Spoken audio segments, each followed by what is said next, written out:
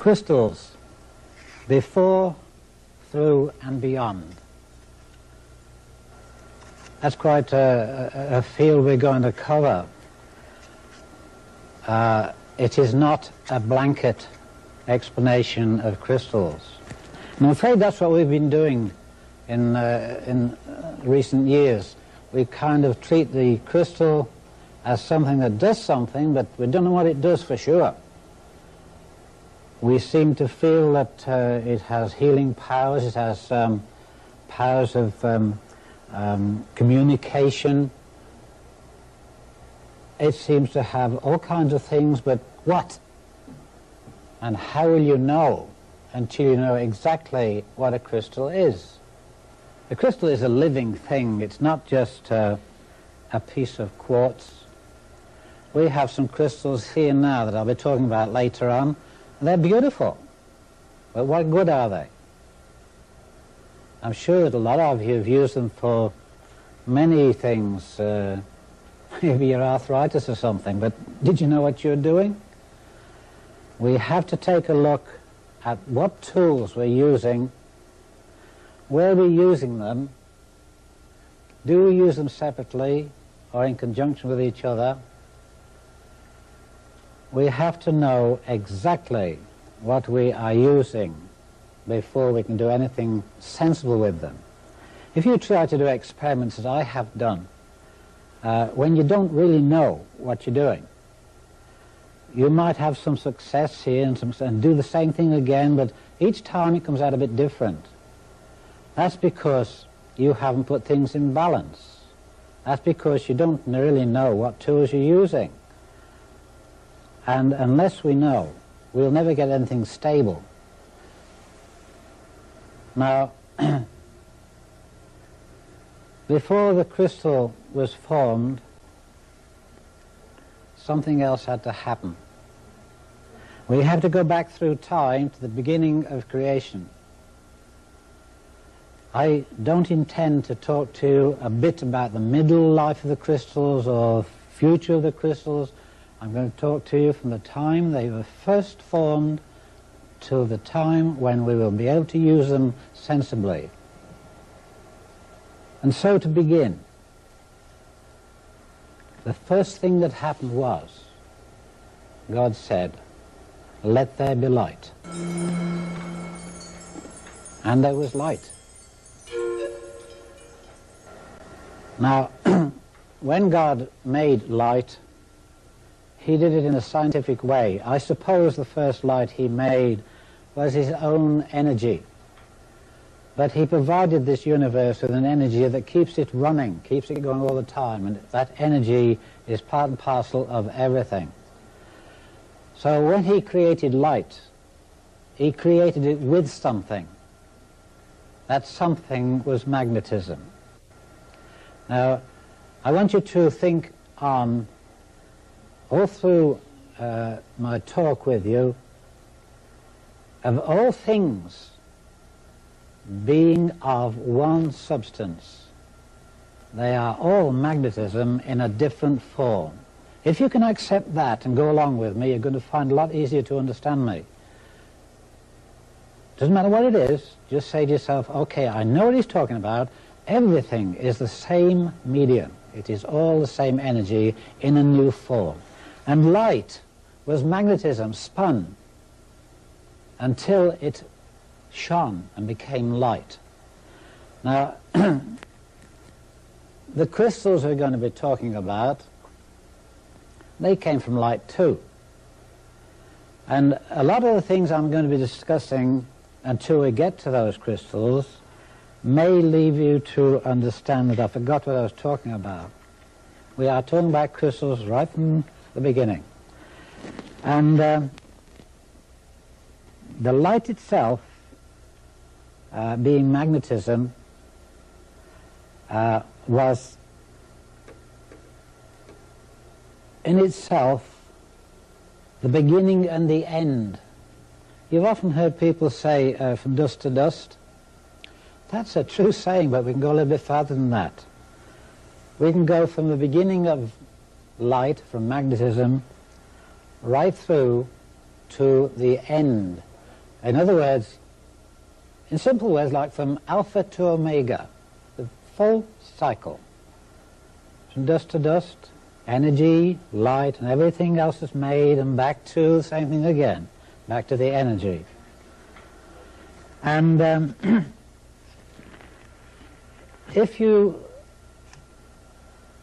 think of light in the sense that it's not just something to lighten the day with, but a material to make things with, I'm going to show you how it does actually create other things. And during that time that I'm talking about, I want you to realize that we moved from one thing to another in different amounts of light, and they became different things. But first of all, we have energy in the form of light. And when I mention light from here on in, whether I say magnetism or light, I'm talking about the same thing. Light is just a little farther forward than magnetism. Now if you look at this chart up here, chart A, here's the sun, and here are some of the planets. Now the sun is like nuclear energy, and it emanates energy out through into the universe. Now the energy radiating from the sun is positive. Any energy that radiates is positive. The energy from the sun radiates towards, we'll say, Venus. You see this little curl here? That's a conical shaped spiral, and it's going counterclockwise. Now that does something. It takes this positive energy from the sun and turns it counterclockwise so that it gravitates into the North Pole of each planet and makes it negative energy. So you have energy, positive, gravitating into that tiny spot of the North Pole, and it becomes negative energy. Now, it continues through the Earth itself, spiraling down through the center of the Earth until it reaches about the equator. And then it starts to open its spiral up again like this one, and it's going the other way around now. It's going clockwise. In other words, it was gravitating counterclockwise, still gravitating here till it reaches halfway, and then it is still turning just the same, but now it's throwing it away again. It is now radiating. What's happening is energy from the sun goes out to feed the planet, and the planet passes it through and feeds it back to the sun. They regenerate each other. Now, you might think that is hard to understand, how this energy going counterclockwise comes out of here clockwise. Now, if I had a bicycle and I stood on its handlebars and its saddle, broadside onto you, and I turned the wheel clockwise, and then I walked around the other side of the bicycle and had a look which way it was going, it is now going counterclockwise. It's going the same way. So that if you were in the northern hemisphere, see the water go down your drain and it's going counterclockwise, if you could stand on your head and see it from the same position as those in the southern hemisphere, it's going clockwise.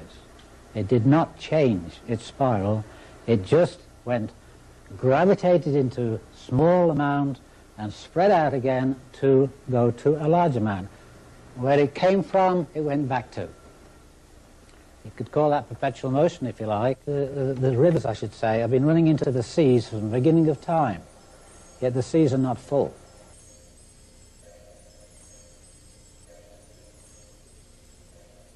We have a system going on which God created whereby a wave of energy gravitating does not finish its gravitation until the wave of radiation begins. In other words, you've got a wave where this would be just finishing here, and this one starts before it gets to it. In other words, one wave starts before the other finishes. There's a reason for that. If something is gravitating, before it gets to the end of its gravitation, and the radiation starts, you have something like that. One starting before they are quite finished. And because of that little gap in between the two, there's no gap really, but that sort of hesitation, then you have continuum. You see how clever God was. He made everything to keep going forever and ever. And that wave break there means to say that this system will go on all the time. Now you might say if you're gravitating something and you're radiating it at the same speed, which will always happen. Gravitation and radiation always the same speed. But one started just after the other, or just before the other one finished. And so it leaves you with what you formed by gravitation, and it has not dissipated because the radiation didn't start till after that was formed. So we have a continuum there.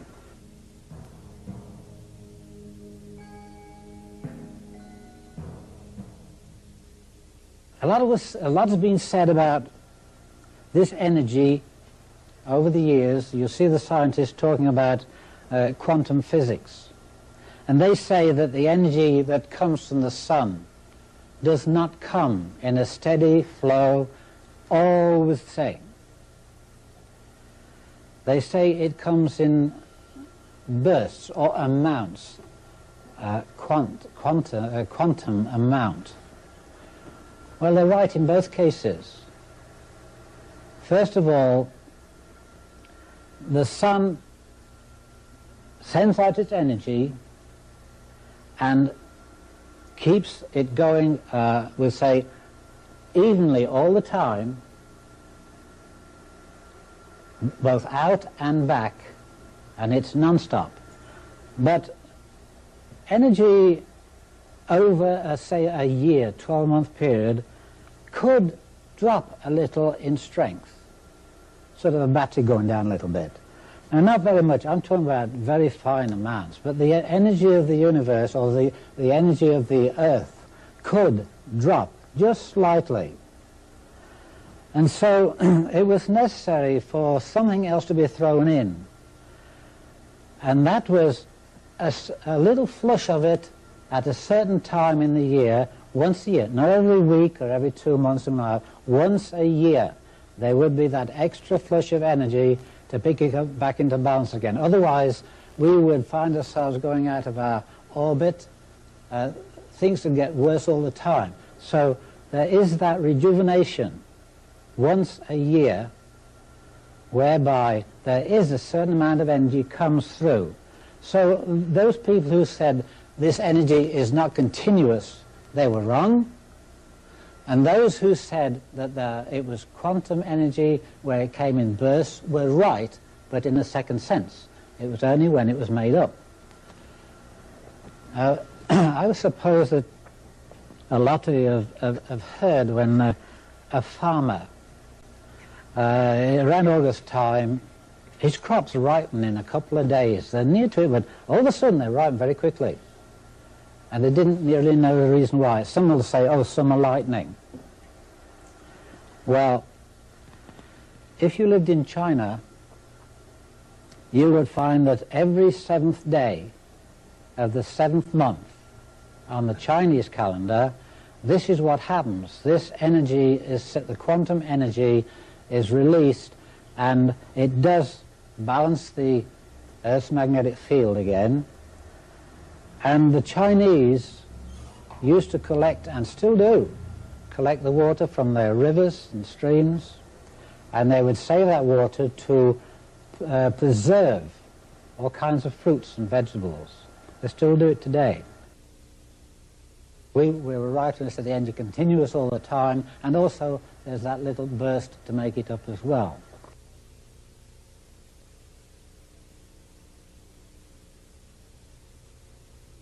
When you get energy spinning, it usually spins in what we call waves, light waves.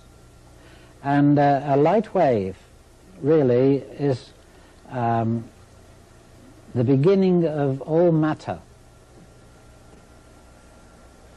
The energy itself spins counterclockwise, and it has it's like a a coil where the center is just small like a spring in a watch. And the center turning is very slow compared with the outer rings of the end of the coil. And light is on, let's say I had a coil here, flat coil, and I stretch it up like a cone so that the tip of it is just that bit and it's gravitating to make something. Well, on those lines, it picks up energy. The light is spinning itself, and at various intervals down that light wave, because of the speed it's going, so it compacts itself, gravitates into what we call matter. Now, if I wanted to dig a hole in the garden, I would take the earth away and put it on the side, but I got a heap. The heap came out of the hole. The bigger the heap, the bigger the hole. And when light in the universe spins to create what we call elements, what is happening is that the light spinning is pulling the space content towards itself, compacting it, and it's what you call stretching space. It wants it, so it pulls it all to itself and compacts itself, gravitates. And so matter is really energy stretching space.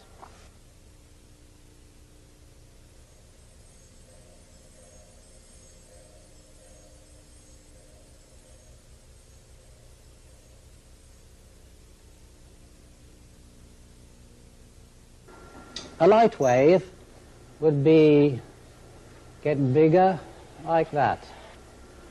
And down through the center, there's a line. You might be saying to yourself, what's this got to do with crystals? It's got everything to do with crystals.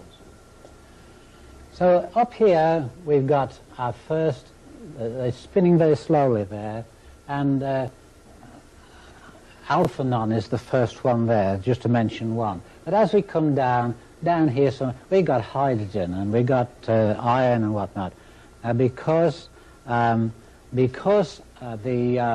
spin is greater here, like on a bicycle wheel. If you spin a bicycle wheel once more, then the hub is traveling much slower than the rim itself. So where they come on the outside here, they're going much faster, and these are getting bigger. And so you have a wider sweep, so that these are traveling at such a rate, you get your elements form on the light itself, and they're getting heavier. Now, when I say heavier, I mean when we compare one atom of this as compared to another one. We don't say, oh, there's this bulk here. We don't compare bulk, we just go by how it gravitates. Now, the energy we're using is light. And the light compacts itself into these things, and you have what you call an octave. The octave will stretch from here, I beg your pardon, it stretched from halfway here to halfway here. And on one octave, just on music, there's eight elements, which you don't count the 8 elements from one here, you take half. That's half here, and 1, 1.5, 2.5, 3.5, 4.5, 5, 6.5, and the other half of this one gives you your 8. You start with half here again. This is how your elements are formed. And they will have different weights because of the position they are on the scale of light.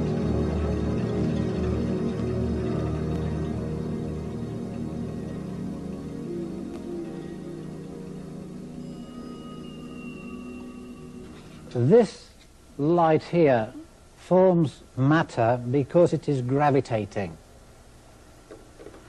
And at the same time it's gravitating, inside that spiral there's one going the other way, which is radiating. But it's behind. Remember I told you it was behind time with the other one. And so the elements that you had formed, they remain there. Now, one little thing that I might mention as just a point of interest is that mass rotates at a certain speed, like the Earth. The Earth rotates at about 19 miles a second. And the speed of light is 186,000 miles a second. Now, the difference between the time of them moving would indicate that there is time, such a thing as time. I will mention this, and I will repeat, it only indicates that there is time. Now, any element itself, or any light wave, must remain in balance. You cannot have more gravitation than radiation. You have to have them both equal. And when you have those elements formed, we find them in the Earth itself. When the Earth was being created, they have cooled down. You've got your elements in the Earth. But this is how they were created in the first place. This is how mass was created. Now, when you think of mass, don't ever think of something big. Think of even a speck of sand is mass, or matter, call it what you like. Now, any part of matter that you see, think on continuously that matter is light in another form. If you can accept that, we'll get somewhere. Now, once we have, one of the things I should point out here before we go too much farther is that in creation there has to be rules. God made rules which I guess we call the laws of nature. And one of the things that would indicate this to you is a very simple test you can do for yourself. We have a chart here. This one, a B chart, but have a look at this up here. To indicate the rules of nature. That is like a chart of a pebble dropped in some water. And the pebble drops in here and it starts to send rings out. Now, I don't suppose anybody ever bothered to check it, but if you take a photograph of those rings on the water, leave about 10 rings spread out, and photograph it, you've got something you can work on, like a chart. And if you measure the circumference of this one here and multiply it by the cube root of pi, then this is the circumference of this one. If you take the circumference of this one and multiply it by the cube root of pi, it is the same measurement as this one. So it's increasing, all these rings are increasing one by one by the cube root of pi. And never alter that. That's the laws of nature. Now, a funny thing happened too. That if you take the circumference, or rather the diameter, of the fifth ring, let's see, there's 1, 2, 3, 4, 5. Take the diameter of this fifth ring across here, it will be the circumference of the first one, the same measurement. So if you took the second ring, this sixth ring would have the same diameter as the circumference of the first one. So every 1 to 5, the diameter is the same as the circumference of the previous one, the small one. So you see, even they travel out, they expand. It's not accidental. It never is two different ways. It's always the same. The expansion of those rings on the water are no different to your radio waves. You see the radio waves coming out of the tower, they expand exactly the same. They multiply by the cube root of pi, a law of nature. You never alter that. And you'll find that in so many things, shape plays a part. There's all kinds of things that are natural, We don't have to do anything. Shape plays a part. If everything were in balance, then nothing would move. So we have to have something that creates an imbalance so that nature can use its laws of nature and come back into balance. So if it goes out of balance and comes back into balance, we have movement. Now anything out of balance, there is something wrong. There's something needs correcting. That's why nature puts it back into balance again. But shape is one of the things that will influence movement. For instance, if I had a cup of soapy water and I get a straw and I dip it into the soapy water and I take it out and there's water on the end of it and I just go like that, it drops plop on the floor. If I dip it in again and blow into the water, I get myself a nice big bubble and I can just shake it up and it'll float away. The water, amount and content are exactly the same. The only difference was the shape. Now, shape that's quite a broad word, shape. Pick any shape you like and every other shape is in it. There is no shape in this world that is by itself. They all contain each other's shape. For instance, up here, you see this chart C here? This one here.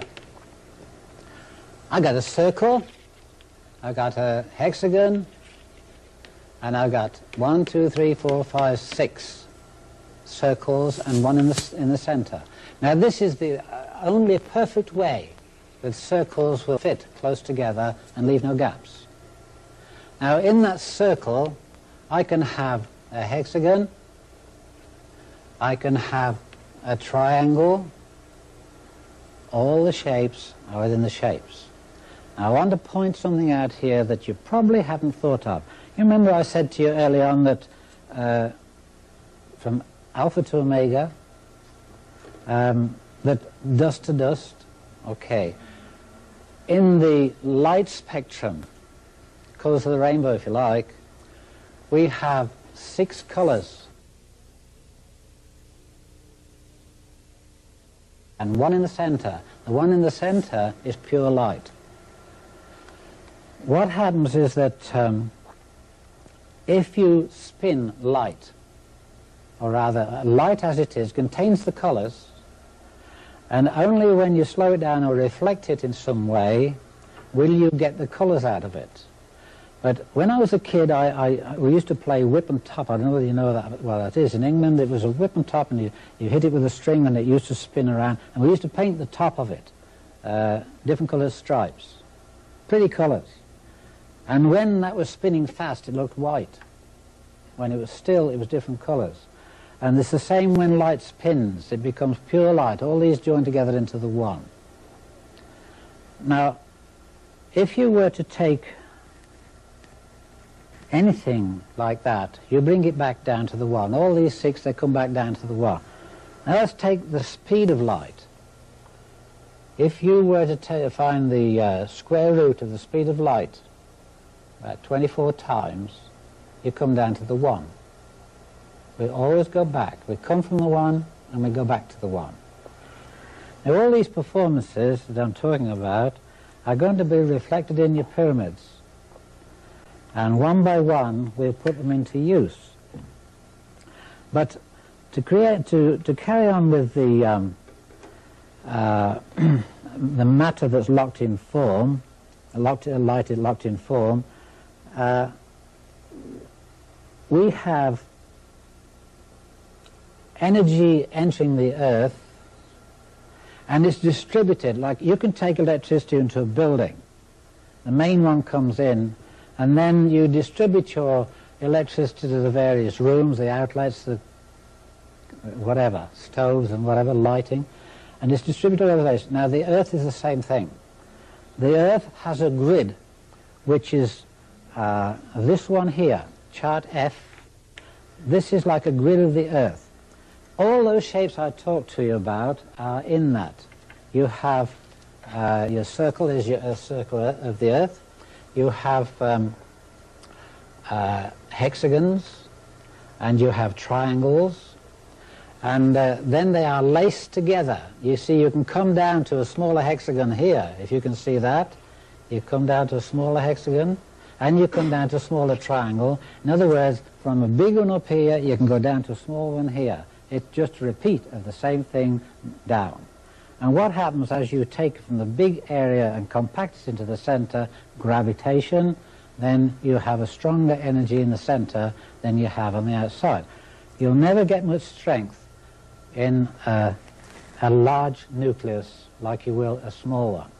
If you have gravitation, tremendous gravitation, into a small compact nucleus, it will give out, it has more potential than the one that's sloppy.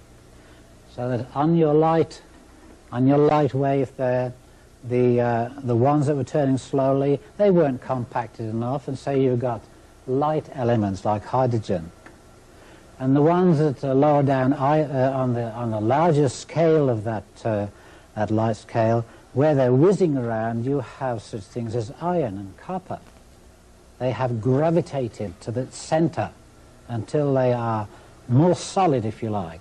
And the more solid they are, the more energy they have. Around the nucleus of an atom, you will find the nucleus in the center, and around it, maybe I could show you on the board here. Around the nucleus, you would have, there's your energy. Around that, you would have what you call a force field. And around that force field, let's say that's your force field, around that you would have magnetic field, which is in circles, isn't it? Goes in waves. Now, when you measure the energy of, of any atom or any mass, you do not measure this from here out to here. You don't measure it even from here to the edge of the force field. You take a measurement of the edge of the nucleus to the edge of the force field. The radius of that will give you the approximate strength of your force field. If this is narrow here, you haven't got much of a force field. If this is compacted so tight, your force field could be out here. You'll see a lot of people who have a lot of energy. They are usually pretty good people, and they seem to always have plenty of energy. And if you are a person that could see an aura, you would see a wider aura around that person because they have that energy there. Some people that are kind of sloppy and don't sit around all day, you wouldn't see much of that. But the person is active, on the go, lots of work in them, you'll see that aura around them. So the more compact the guts of the thing, the stronger the energy it is. We'll be talking about that in these crystals in a minute. Now, in this grid of the Earth, you'll notice there are two triangles. And this is a little bit deceiving because this line actually travels through here.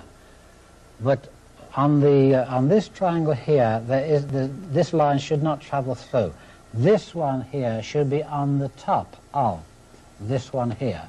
And this line here should stop there and start again there, like that. So this one is on the top of the other, which indicates that the two triangles there are not touching. Now, whether they are 1/8 of an inch apart, you can put your finger between them, that's nothing to do with it. They can be 8,000 miles apart. And so we have a situation like this. I made a cutout here so that you could see the Earth's grid. The Earth's grid is something like all this work here. All these lines, these are hot spots here. But I took the trouble to cut this out to show you how the Earth itself, which is an icosahedron, that's 20 triangles covering the Earth, on those, like those triangles there. And if you saw the Earth like that, and then you took another one and took it over the poles, let's take this one here.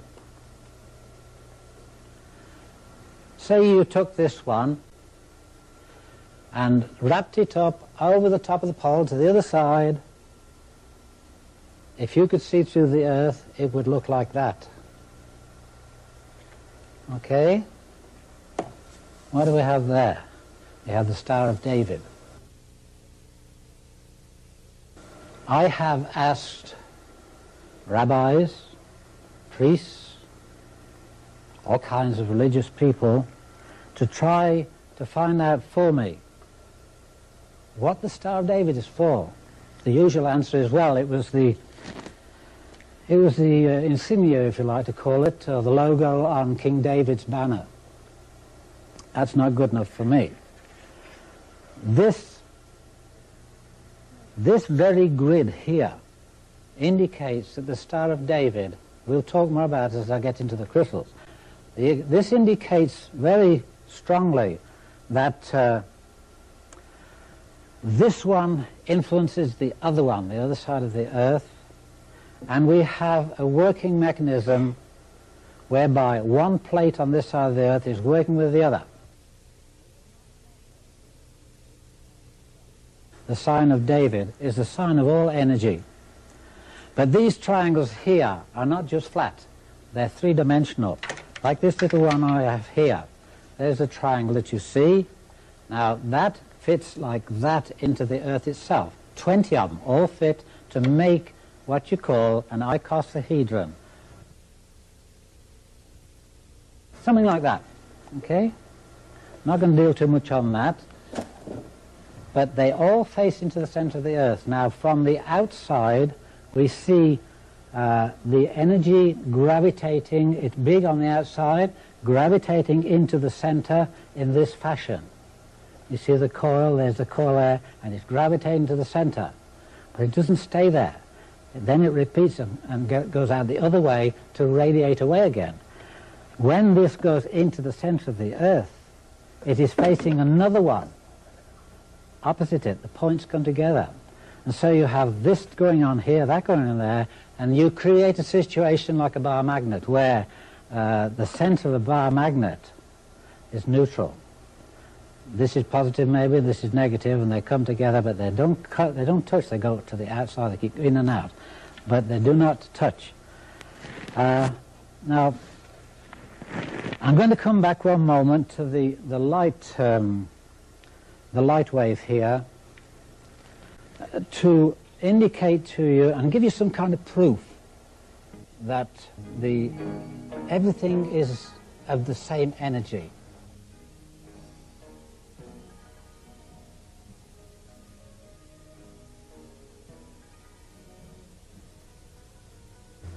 If light puts things together, then we could take them apart. And this is the one way I did it. I put a little experiment together, and this is what I did. I drew a triangle on a table. Then I got 3 little tetrahedrons, which were coat hanger wire, and they stood one here like that. Here's your tetrahedron here. That's a bad show there, but there's one stood here and one stood here, and here's a point of them. They're looking at each other.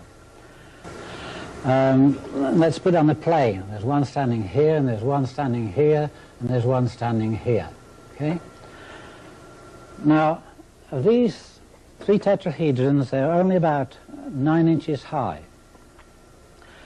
And they were only made of wire. But the shape that I was talking about has an influence on it. The shape of those tetrahedrons created a movement inside let's call it a pyramid. And the movement itself started to cooperate with the other 2. This one's talking to that one and that one.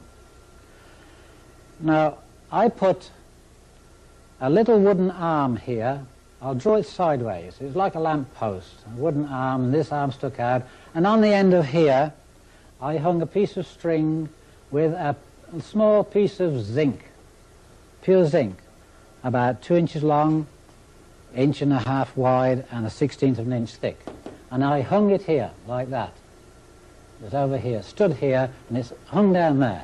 Here's your zinc. So between this pyramid here and this one here, they are talking to each other, if you like. That's in simple terms. What is happening is that they send electrons to each other. You probably heard about Tesla's energy through the ether. These do it naturally. Now, the energy that was being collected into here, I'll describe exactly how it happens in a minute. But these three pyramids are talking to each other. In other words, this one's sending energy to, it can't go to there, it goes to the nearest thing that attracts it. So the energy is shooting from here to there, and there to there, and there to there. Now, anybody will tell you that zinc is a pure metal. It's not made of 2 or 3 different items. It's just pure metal. Well, I beg to differ, because after about 3 weeks of this bombardment going on, these were sending out electrons towards each other and hitting the zinc. Now, zinc is held together in proton form. That's way beyond the electron. Now, if you hit zinc, or I'll deal with zinc, that's one I use. If an electron hits the zinc, electron can't come out. It wants in. The only thing it can kick out is a proton. So all these three were bombarding these electrons, and eventually, like it's kicking protons out, eventually the whole thing collapsed onto a little pile of powder here. A little pile of powder. And when I had that powder examined, it was a dirty calcium. Now, if you know the weights of your elements, you'll know that off the top of my head it's 65 point something, and I got them here somewhere. There's about 25 moles per gram difference in the weights. 40 point something, I think it's 40.8, I'm not sure, doesn't matter. There was about 25 moles per gram, that's molecules per gram in weight, at atomic weight.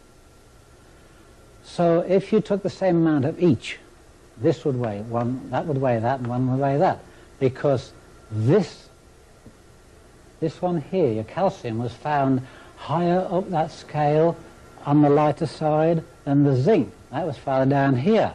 It was heavier.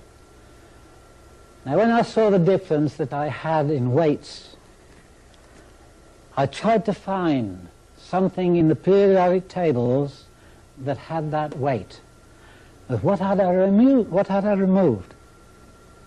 All I know was that my zinc had collapsed, and I had it tested, and it was calcium. I tried to find a number that would equal that, and not even a combination of different numbers would give me that answer. So I had to look for something else. And it was obvious to me really before I started, but I just wanted to be sure, that what I had removed was energy. I hadn't removed anything you can give a name to. I had removed energy. So I put this in a little tiny bag hung it on here, and I repeated the process. And believe it or not, after about 6 weeks, it was longer this time, it got smaller and smaller, and it changed colour too, and all I had when I tested it was aluminum.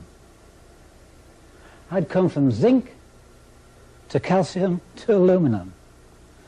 And there's a funny side of this, because a doctor will say that you know, you don't have enough calcium in your system. I'll give you some calcium tablets. At the same time, somebody says, don't cook in aluminum pans, it's bad for you. But when you get calcium tablets, there's aluminum in it, isn't there? Energy-wise. Not only that, they say, okay, get out of the aluminum and get out of the calcium, I'll give you some zinc tablets. They gave you all three. Because in energy form, like I told you when we first started, we must regard everything in its electrical magnetic form. Else you're not going to understand me. Reduce everything in your mind to the electrical and the magnetic. And I will give you numbers. You can work these out for yourself. If that's the weight of an electron, you can prove it if you've got a calculator there. I know for a fact that hydrogen is 770 electrons. That's hydrogen, 1 point something. So if you take this number here and divide it into any one of your elements on the periodic tables, you can find their electronic magnetic content. Now in a few minutes we're going to turn to something else that it's a continuation of this, but I'm going to take you inside a crystal.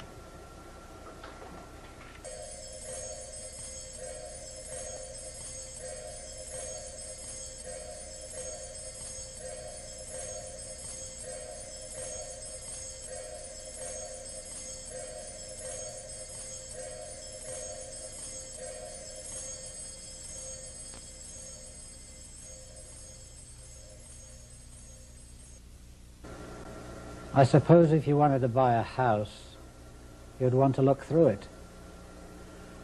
And so if you want to be able to use a crystal, would it not be sensible to have a look what it's like inside and what we can do, we move around in it and find what spots do what. Now I'm going to take you to this chart over here, chart E, and I've drawn it in the shape of a triangle, because the molecules of your quartz crystal are pyramid shape, right down to the tiniest little molecules of your crystal. They are pyramid shape. So now the one that I've just taken now, I've enlarged it, and I'm going to take you inside to see what it's like. Now just imagine yourself now looking around your new home. First of all, this pyramid here would be no different to your big crystal pyramid. It's a series of these put together in a big one. Now if you want to find the areas that are most useful to you, the functional areas, then there are certain things you have to do and abide by. First of all, I'll show you how to find the three magnitudes of a pyramid. When I say magnitudes, I mean if you in the house, the heat at the ground level, floor level, will be different to halfway up and it'll be different again in the ceiling. We're not talking about heat, but energy rises and does practically the same thing. So now, what we're looking at is really this size of this base here. If it's squashed up into there, whatever's in here, it has to get into a smaller place and become stronger. Now to find the three magnitudes, or three divisions, never mind the intermediate bits in between, the three main ones. First of all, you measure the side of, if you could draw this on paper for yourselves, you draw the length of your pyramid, measure it, and you find the center mark here. And you do the same here and find the center mark. Then with a square, put it on the side here and draw a line in. Compass if it's like, and one in there. And where they touch, that you draw a line across parallel with the base, and you have the basic energy up to the first dimension, or first magnitude. It is multiplied there by 10. Whatever you had in here, 150 Gauss I suggest is here, 150 Gauss at ground level. By the time it reaches here, it is 1500. And where by the time it goes farther up to the top, it becomes 15,000. But now we only have one dimension yet, or one magnitude. The second magnitude is found by measuring from here to here, the center mark of it, halfway between the two, and draw a line across. Now you have dimension 1, dimension 2, or magnitude 1, magnitude 2. And each of these multiplies by 10, so that whatever magnitude you draw into the pyramid, naturally, let's talk about naturally, not force-fed, whatever energy you draw into the pyramid would come out of the top 1,000 times stronger. Now, this point here, if I said to you, you've got a glass pyramid there, like one we have here, where is the center of that? Where is the cube root of it? Well, this is the way you find it. Half that measurement in here, and half of this there. This is the cube root of your pyramid. It's an unusual shape, isn't it? It isn't like a cube or even a sphere. That is the cube root of any pyramid. Doesn't matter whether it's equilateral sides or what. That will be the cube root. Now, what does that mean? The energy collects into it and condenses itself into a nucleus at that particular stage and builds up. That's the place where all your energy builds to. That's what it's going to be. Whatever you bring into here, it will congregate there. That's the cube root of your pyramid. Now, from here, halfway up, that's 2/3. That's 1/3, 2/3 up. You have the junction of the second and first dimensions. Here's your first one. Here's your second one. This is the junction of them. Now, the energy from here will spiral up there to this area here. If it releases, it would carry on its way and go out. But at this stage, we're talking about magnitudes. This is the place where all your energy collects. This is your energy. This is your engine. This is your nucleus, the power. And that gradually spins and gets more dense into this area here. And this one I would call, I got a name for it. It's a place where a master of productivity. That's where it all comes together. That's your strength. And then you have up here the master of distribution. Now, when I say master, that means to say it is its own master. When you leave it like this, your crystal doing this, it is its own master. But later on, I'll show you how to take this crystal and use these points here to your advantage. I will show you how to put more into there, or take some away from here, or distribute it in any direction, and as much of that as I want. You will never ever empty that. You will never empty more than that rose to. You can't take any more than that. But as that empties, this fills. In other words, a cycle, you never lose the energy of that. So whatever goes into here and leaves from there, if it's allowed to go, which it will do, it takes a period of time for a crystal to fill. And from that time on, it has a time cycle. If this were, for instance, when I had my 30-foot pyramid, it took 5 days to fill. And it didn't take me long to discover these spots in there where I could do different things. It took 5 days to fill it, and took somewhere about 13 or 14 minutes for it to empty here. But it did it on its own. I had nothing to do with it. It filled in 5 days, then in the evening it was usually 13, 14 minutes, and it released. Now remember, I told you when the Earth received its energy into the North Pole, positive changed to gravitated to negative, and then went through and to the South Pole and threw it out as radiation. This here gravitates itself from this area here. I showed you the spirals we were talking about on its way up. It gravitates from here to get this stronger and stronger and stronger and stronger, and eventually it will leave from there. But as soon as it leaves there, it is no longer gravitating, it is radiating. This would suggest to you that you would have to use the energy in a pyramid to receive a negative force. You could not receive a negative force after it is released. It has become radiation which is positive. When you come to use your crystals and you try to use negative energy to calm a nervous system, to soothe something, you can't do it by the radiation coming from it because it's positive, and that would make it worse. You see, we're gradually carving up the crystals until you know exactly what you're doing. Now, in using this, you would notice that on this little one here, I showed you the bottom of that, where the circles are on the bottom.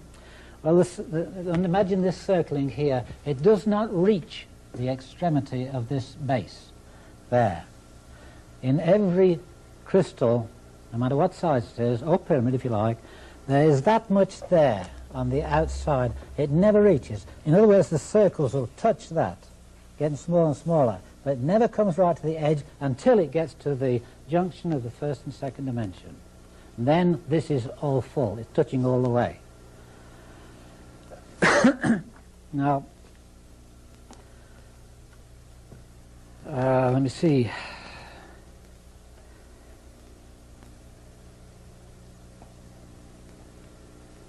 If you want to use these crystals for any particular purpose, you have to be able to set them up either singly or in combinations with each other. And if you were to set this one up with one underneath it here, or a crystal that was both ends the same, then you would have, tip it sideways. If you squeeze it in the center, energy will come out at the ends. Okay? So it's that way in the first place. Okay, you tip it sideways and energy comes outside at right angles to where you squeeze it. And if you take a small crystal, I've got one here that I can give you some idea. Let's try this one. If you took that small crystal, don't forget, it's live. There's energy moving there. It's matter just wrapped together and movement there. Now, if you took a piece of copper wire, fine copper wire, and you wrapped so many coils around it, leaving one end loose, and then wrapped it with some mica, and then wrapped the rest of the coil around it, and leave the two wires, one outside the mica and one inside the mica, now you have a little motor. And it won't work the motor as it is. If you put it in a vise or something to squeeze it at the center, then the two wires will make a little motor run. It's what you call piezoelectricity. Now, in the case of this, supposing I put that up into a pyramid or a bigger crystal, then this is feeding that more energy and is continuous. Now, as you squeeze this to make it work, energy comes out, and as you release it, it comes back in again. It goes, it'll breathe for you. You'll never squeeze it empty, but as you release the pressure, so it fills itself again immediately, reaches balance. It has to stay in balance. And so you have a little motor there. That's one thing you can use your crystal for. But these spots I showed you in here, it would be unfair of me not to show you some of the dangers as well. This is only a crystal, but I can explain to you what happened to me in using the big pyramid in these locations here, what happened to me, and it can happen to you using your crystals in a small way or in a large way. When you begin to put them together to manipulate them, I should show you where a few dangers lie. Now, if you can imagine the 30-foot pyramid that I had, knowing that it contained energy and it's free-flowing, it's always coming in and it's non-stop, I said, well, why can't I harness this? Little crystals will do it. Why can't I harness a pyramid? So I made myself, I'll just go to the blackboard there and give you an idea what I'm talking about. I made myself two coils. One was just a small one like this, and it was electric coil, counterclockwise.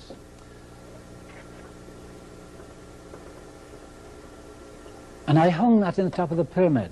But before I did that, it was stove wire, and there's about 8 strands of copper wire and stove wire. And I undid them and made them into a lot of fingers like this, spread them out, something like an antenna. And this end here, I just hung it up, fastened it up onto the beams, and that was right in the peak.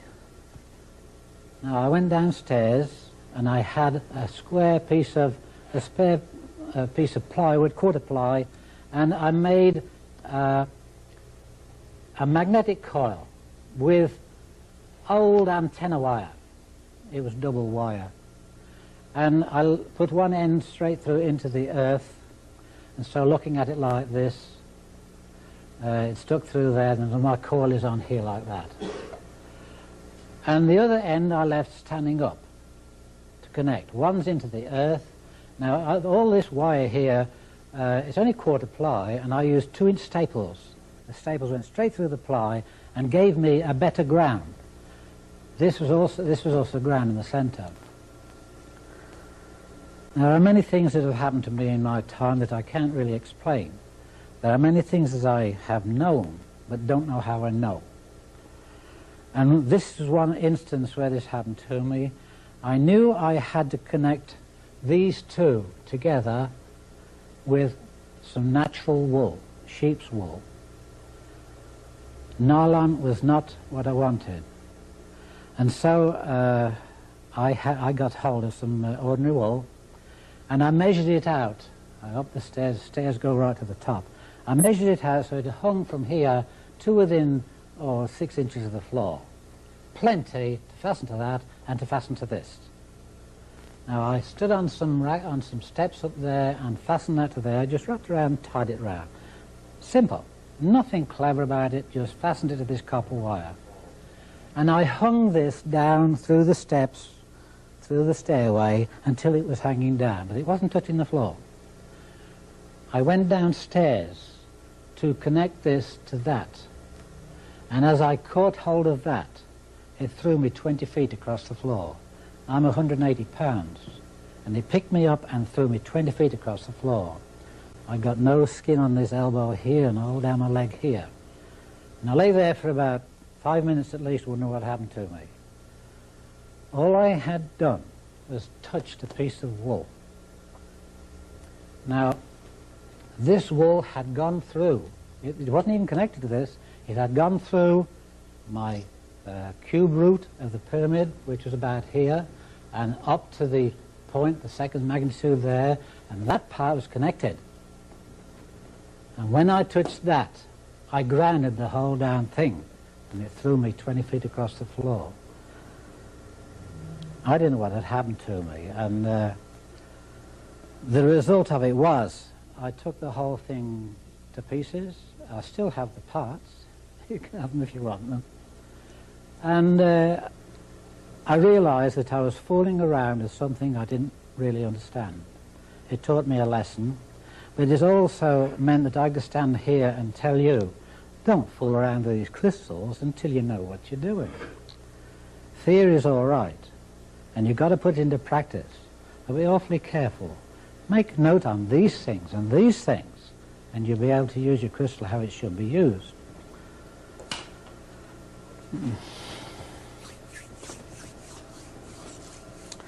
Now, in a crystal itself, you have different, you've got different grades of crystal. And your grade of crystal will determine how good it is for your performance. There are crystals that are very, very powerful, but weak in texture and will fall apart on you. There are crystals that are kind of, the nucleus here is very weak. In other words, it's not a very compact crystal. And so you don't get a very big force field. But the best crystal you can get, and the way you determine this, I don't know, that's up to you. But you could go by where the crystal comes from. Does it come from Arizona? Does it come from Brazil? Wherever, you find out what your crystal contains. And the best crystal you can have is one that contains sodium, potassium, magnesium, and silica. Now, I haven't got the quantities of those. If you've got those four, I'll repeat them.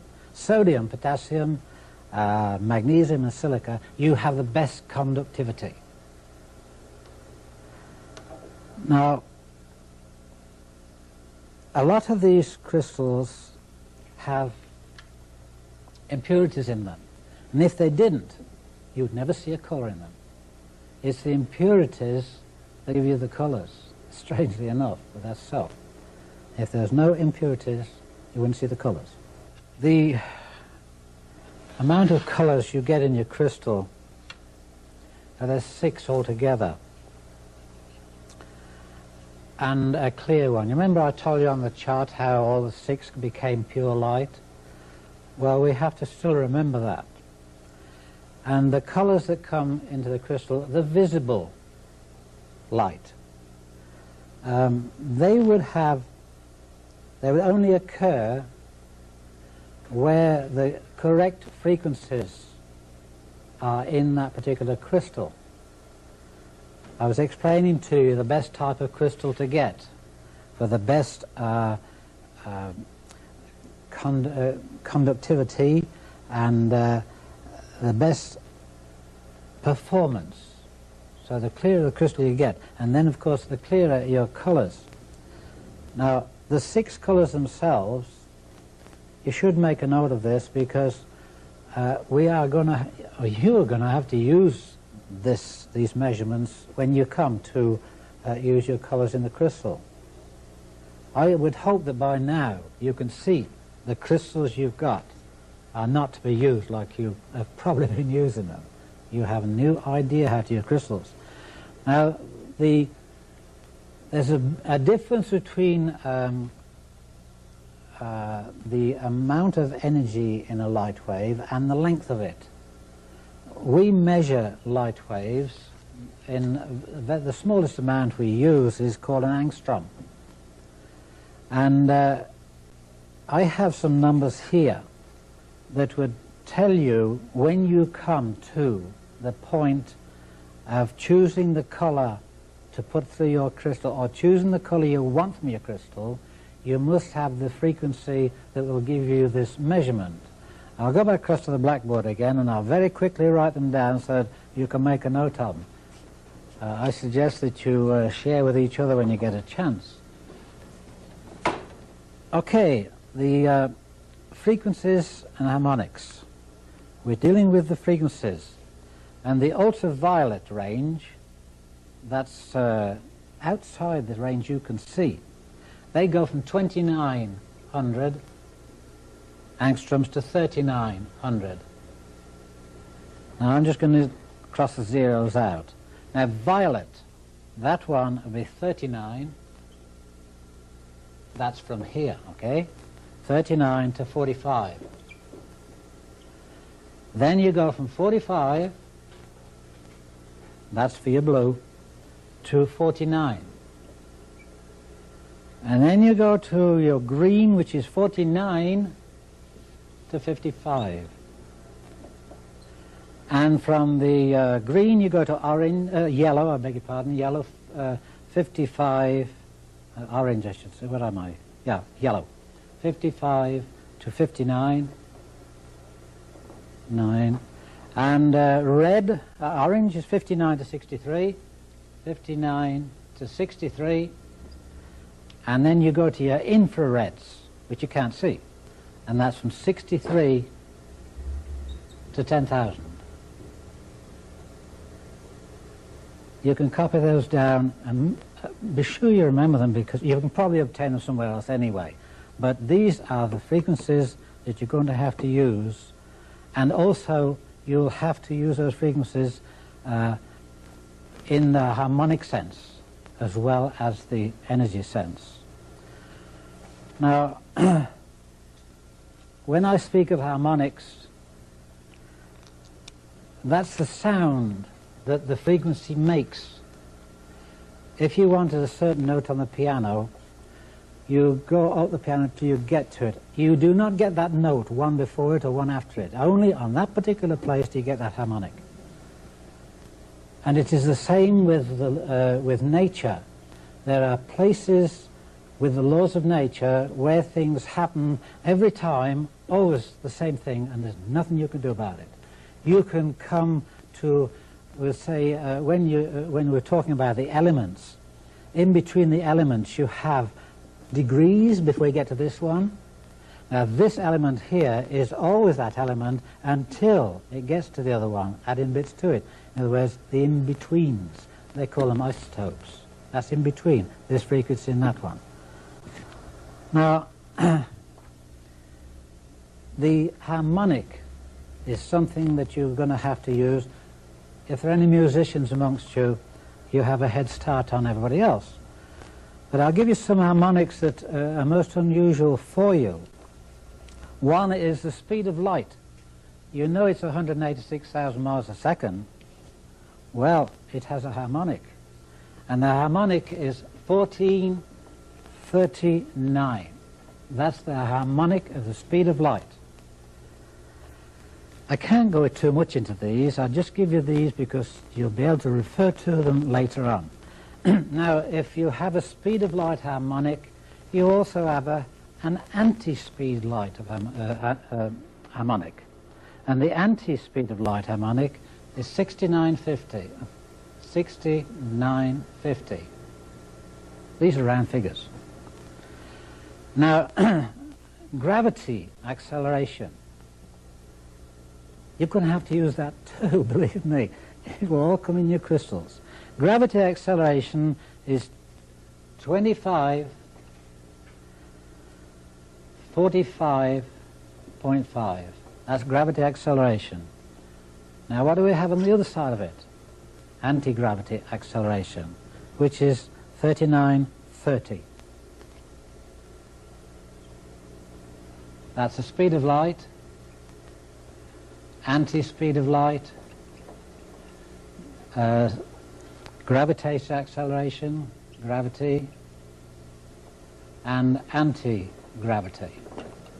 They'll come in handy for you later on. There's one that we should know that will come into many, many things, not so much in your crystal, but it is the Earth mass acceleration, or the harmonic is 1703. 1703. Earth mass. We have to now bring into the scheme of things the shape. All the shapes I described to you, all these shapes here, hexagons, triangles, they are all governed by pi. You know what pi is, don't you? 3.1415. They are all governed by pi, but don't let that worry you. Only if you're measuring your waves from the crystal, after you've measured your force field, then you would want to know more about that. But I think that was probably going a bit too far for what we want here. It doesn't, it will not, it might confuse some of you, so I'll leave that one alone. But what you should know and realize is that we have gone past the gravitation of liquids, or gaseous I should say, liquids, solids, and we've come to the crystal, which is the fourth state of matter. And the fourth state of matter has the rules and regulations like I've been talking about, but they're not random. They're laws of nature. They are not random. They're not arbitrary. They are. You can't argue about them. The laws of nature in the crystal it's all preformed. Now, I say that because a natural crystal has these qualities, But a crystal man-made, and they're making a lot today, would not have them. And just like, to mention another crystal, a ruby. A ruby is going to play a tremendous part in our healing and everything else with crystals, but not until you remove one light refraction from it. A ruby contains 2 light refractions. The crystal contains 1. Now there is a way to remove the 1 light refraction from a ruby, and I don't think that need interest us here. But a ruby will play a large part in healing. Another thing, I told you about the shapes. And the shapes themselves will determine a lot of the direction of your the energy you send out. I'm going to the blackboard again. In the I hope you got those. If not, you're too late.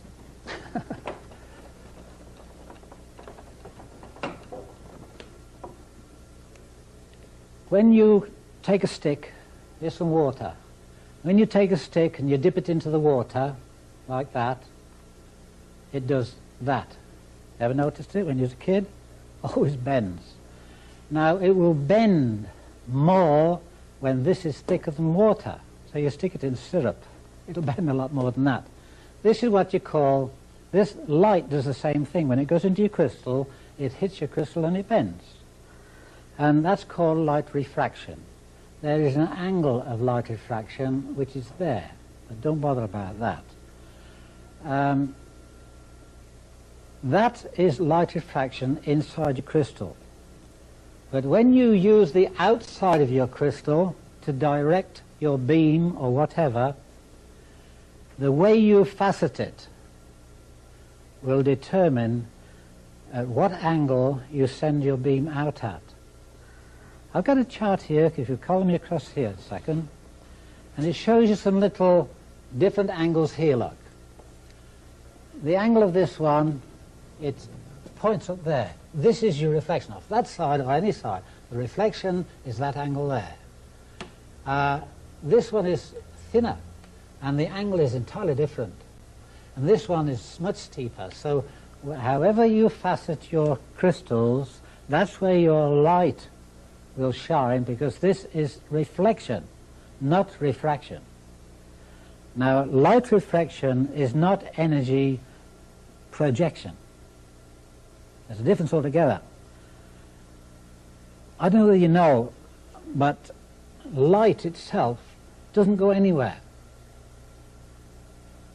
The only place light is at its source. Light reflects all the way at 186,000 miles a second on atmospheric and whatever conditions. Light goes nowhere from its source. It reflects at that particular speed. If you were to stand in front of it, you shut it off. It didn't go anywhere. Somebody said, where's the light go to when you switch your flashlight out? Well, darkness comes in at the same speed. But light doesn't go anywhere. So when you're using reflection from your crystals, what are you doing? You're not sending any to anybody. You are only redirecting the light.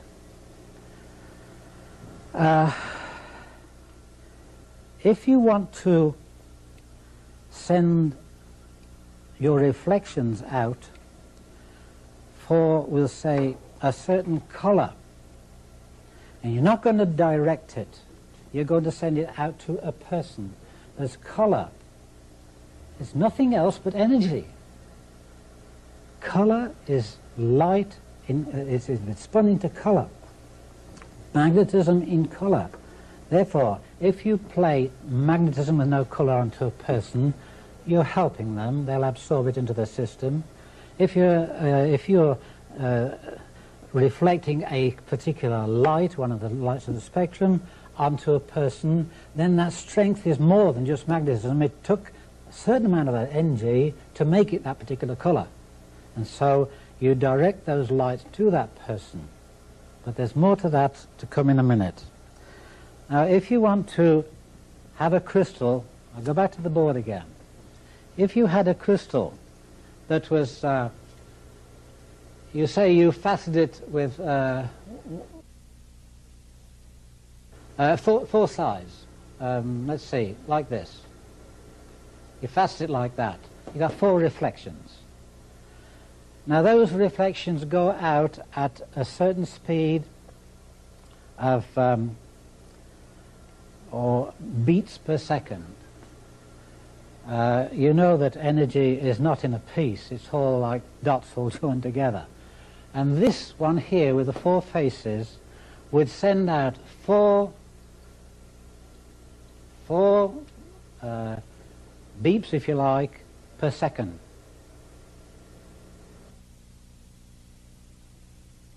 If you had a 6-sided one, then it would send out 6 just spots of energy at a time. 8 will send 8 faces, you send 8 out. So the pulse is getting faster, isn't it? If you got one with 12, the 12-sided ones, they make marvelous ones for hanging in the wind if you want rainbows all around the house when the sun shines in it. You've got 12 faces sending them out. So you have control here not only of the area which you can send them, you have, how can I put it, you have more scope in width and probably less in depth, depending what angle you make this. Suppose you made that one about very shallow like that, not so deep as that. It will spread this way, won't it? In that way. And its outer limits, if this was a person's stomach here, it would reach to about here. This one here would not even go so far. It would reflect down to about here. It wouldn't even go so far. So wherever you put your angle on here, it will reflect the right angles to it to a certain distance. When you change the shape of your crystal, you not only changed the reflection angle, you have changed the shape of the coil which goes up through it. And when you change it like these 3, that's equivalent to each one, you have changed the speed. It takes longer to go around this one than just to go around that one or that one. You change the speed so that it doesn't matter only in the beginning. When you set up an experiment, you would know how long it is before it gets cracking to do something. But you would also know that one works faster than the other. This isn't always bad, because in many cases of healing, it should be done very, very slowly and gently, not in a rush. No healing should be done in a rush. But this is one way you can slow down the energy you put out. But the energy you're putting out, remember what it was? It's out of the top here, and what's that? It's radiation. It's not negative energy, it is radiation, and the energy could be used for the color. I was explaining how you could use the colors, as opposed to using energy.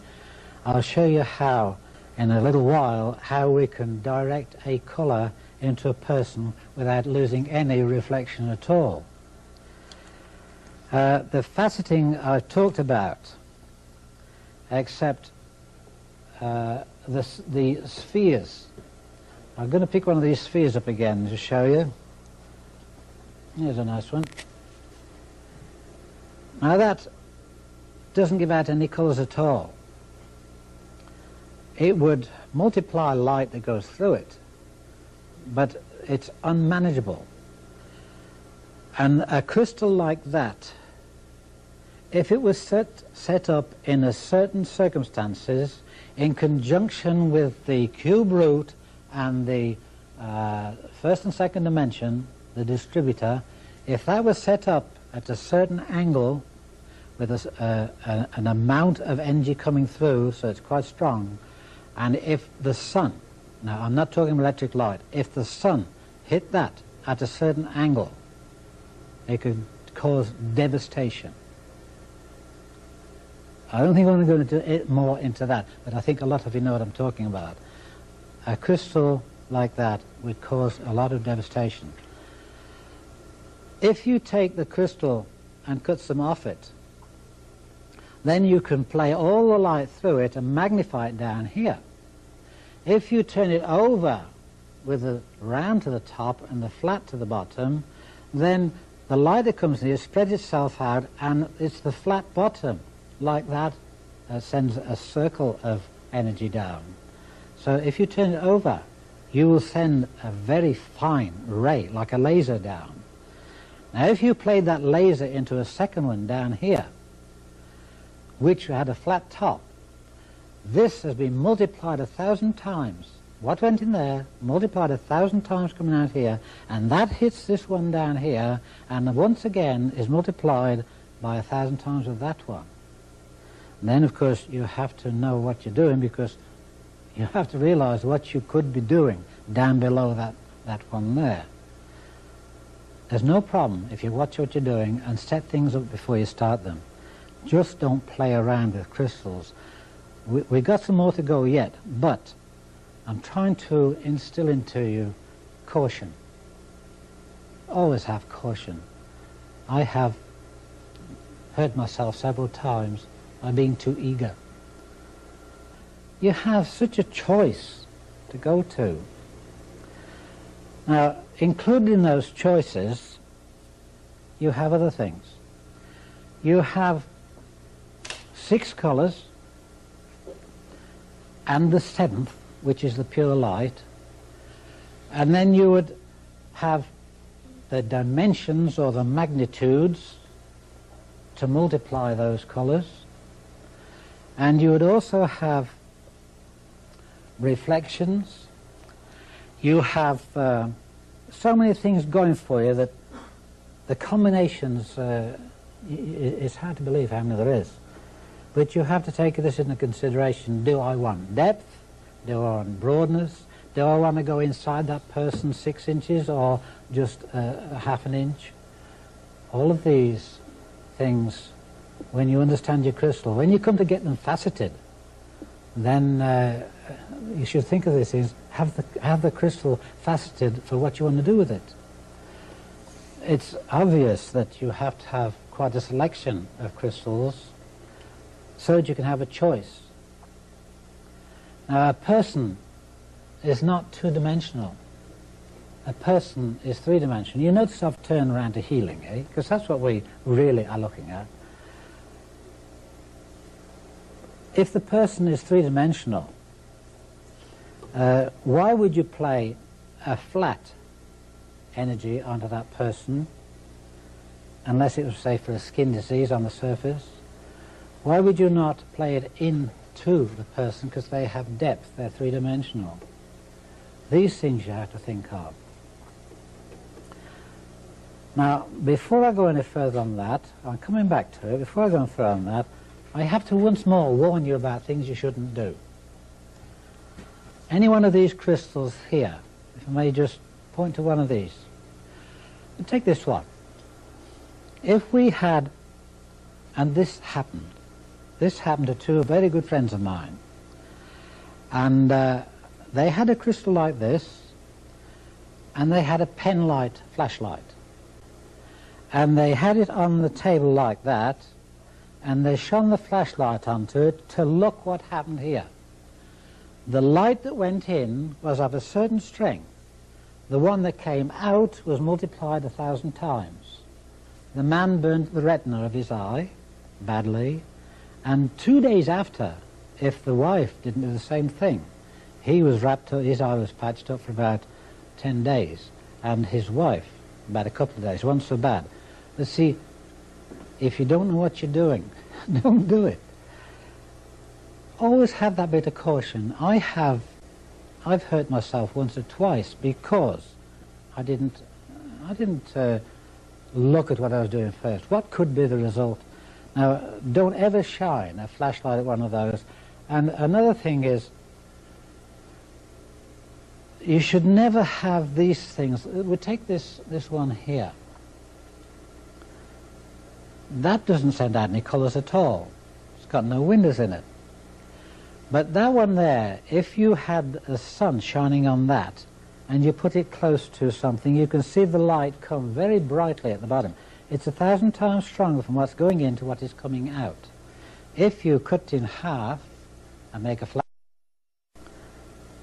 that doesn't send out any colours at all. It's got no windows in it. But that one there, if you had the sun shining on that and you put it close to something, you can see the light come very brightly at the bottom. It's 1,000 times stronger from what's going in to what is coming out. If you cut it in half and make a flat top of it, all the energy goes into the flat top, comes out of the convex here, and would burn grass, piece of wood. You multiply it 1,000 times. I'm mentioning things now that are not only performance, they're dangerous, but they can also be used sensibly. And I don't know, there's so many things I want to warn you about. It's not very easy to tell them all, and it's not very easy to just remember them on the spot, on the spur of the moment, but I think in a minute we'll come back to one or two more of these before we actually leave these.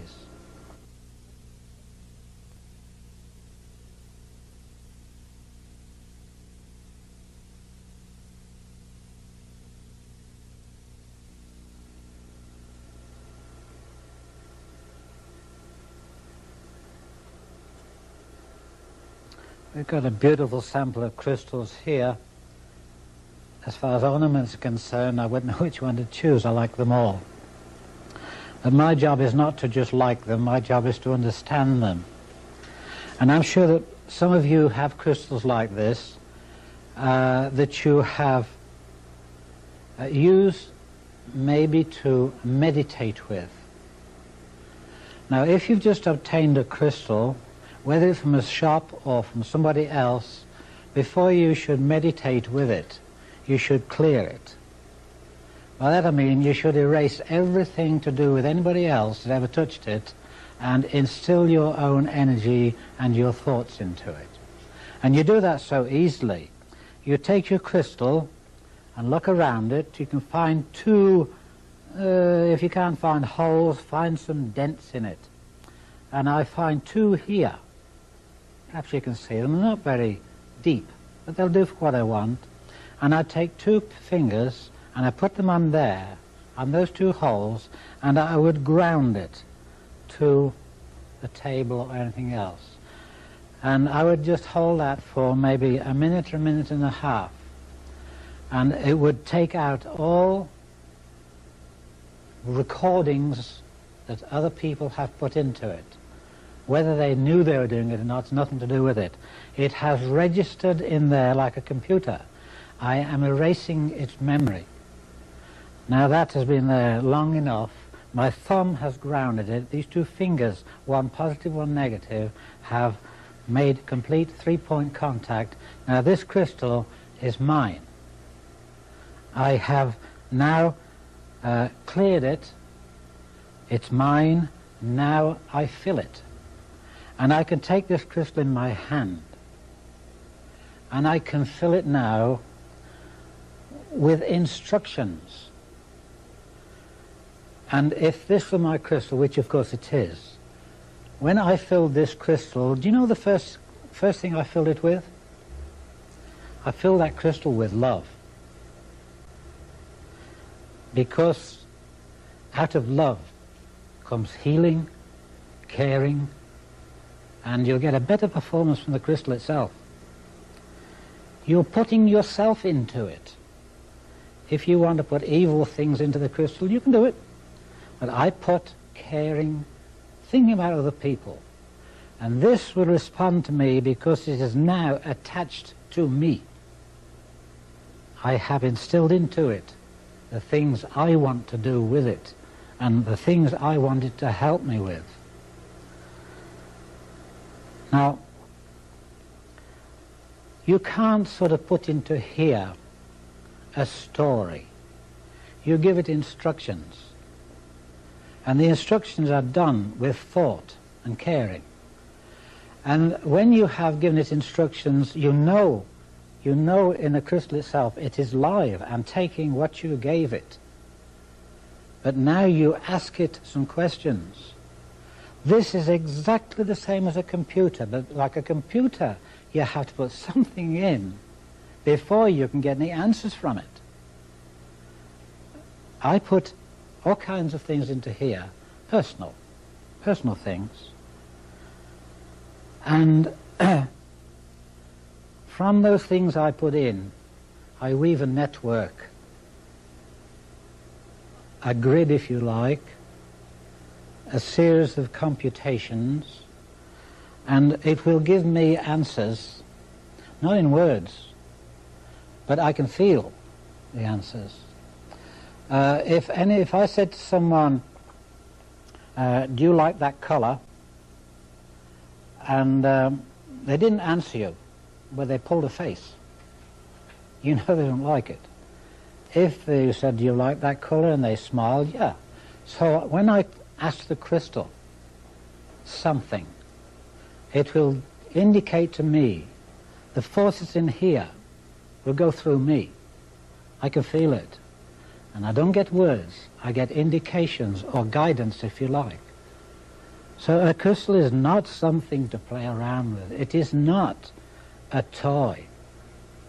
It's as human as you are. And it responds without question. You could never have a better servant than this if you treat it right. But always remember that what you put in is more or less what you'll get out. Don't put something in when you have something against somebody. You're jealous of somebody. You wish you had this, and you don't really need it. Put the thoughts in that would help you through life, meet your needs, and then you can turn around and ask for guidance to help others do the same thing. Now, if I wanted to communicate with another person, I would have to have their confidence, probably in private, and they would have a crystal like this, their own crystal, which I wouldn't touch. And we could sit opposite each other in the quiet and the stillness, and just like you can listen to the stillness of the voice inside you, you can communicate with that person. Now, I'm not going to say this is like ESP. This is how you feel. This is how you transmit love from one to the other. This is how that love will come back again. It will answer all kinds of questions for you. Supposing, for instance, a person was ill, sick, got the flu or something, nothing serious, and you wished for them a healing. Your crystal, like my tetrahedrons, transmitted to each other and broke down the zinc, it's just no different. This will transmit to the person who is sick, and they will probably get benefit from it, if they are receptive. You can't help anyone that won't help themselves. And so we're looking at people coming together. Okay, now supposing that person is 70 miles away, makes no difference. You see, this is in communication with the rest of the universe. Now you might think to yourself, oh, he's gone a bit too far now.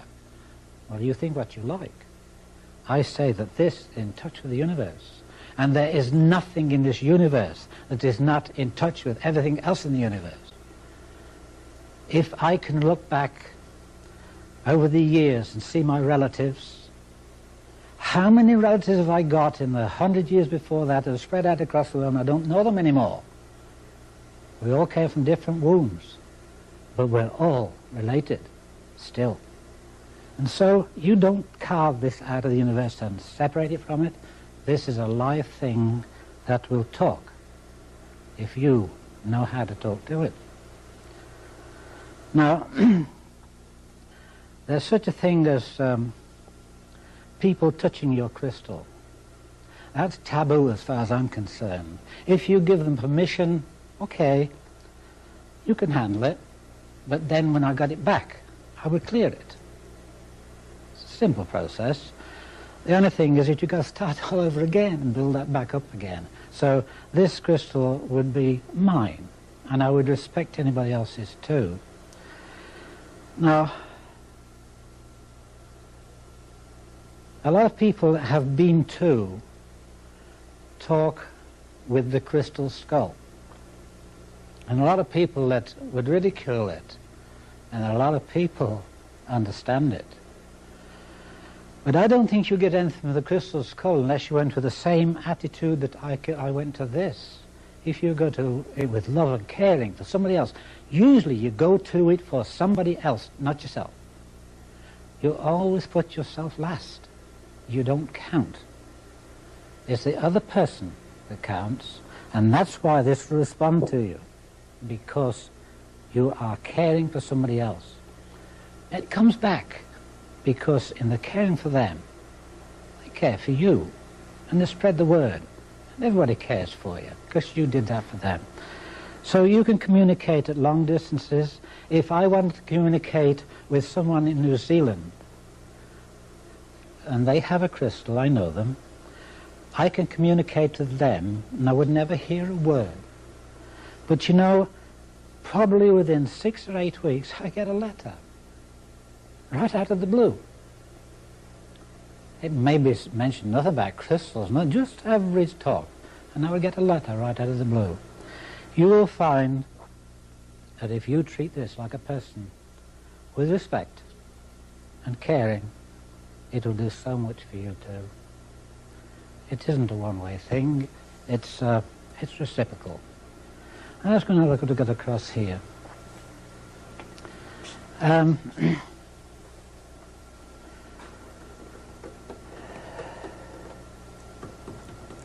Crystals are atoms in motion. I'm repeating this probably. I pushed it a bit before, but crystals are atoms in motion. They are live and, like I just said, reacting to you. And the motion of a crystal, particularly these kinds, you know, I mentioned earlier too that we had different kinds of crystals. Some were better than others. I'm talking about this one and this kind. The rhythm of the motion is so constant that the force field of that crystal is also constant and in balance. Now, if I take that crystal and treat it, let's say, pick it up casually once every 3 months, and I don't use it very much, then its nucleus has lost its compactness and it has gone down in energy.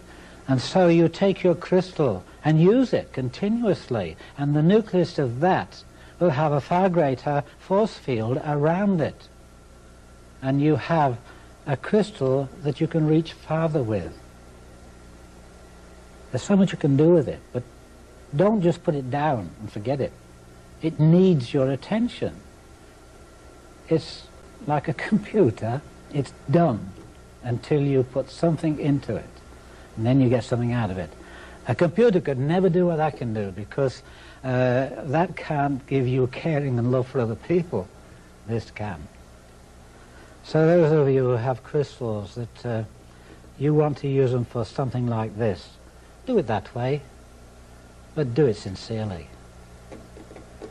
It's not fun, it's for real.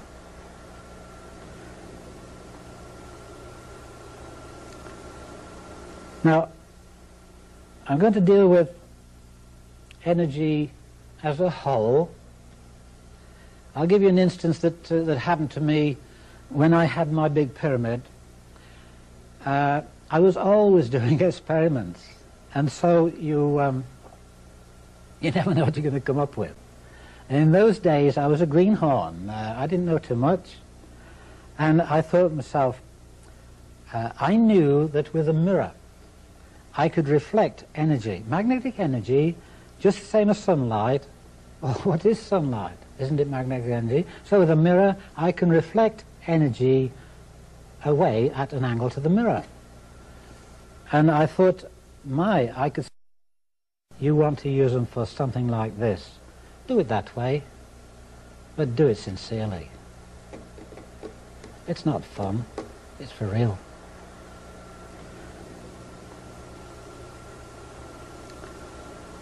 Now, I'm going to deal with energy as a whole. I'll give you an instance that happened to me when I had my big pyramid.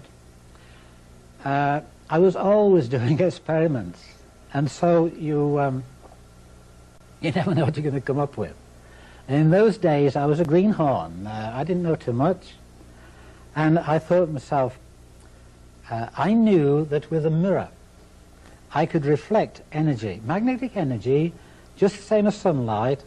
Well, what is sunlight? Isn't it magnetic energy? So with a mirror, I can reflect energy away at an angle to the mirror. And I thought, I could save myself some heating costs here if I cover the north wall with plywood on the outside and 4 inches of insulation, and some very kind people at Toronto University, at the University Press, said I could have sheets and sheets of the aluminum that printed the whatever they printed on it, and the backside was still clean and shiny. And so I got the wall covered on the outside with plywood.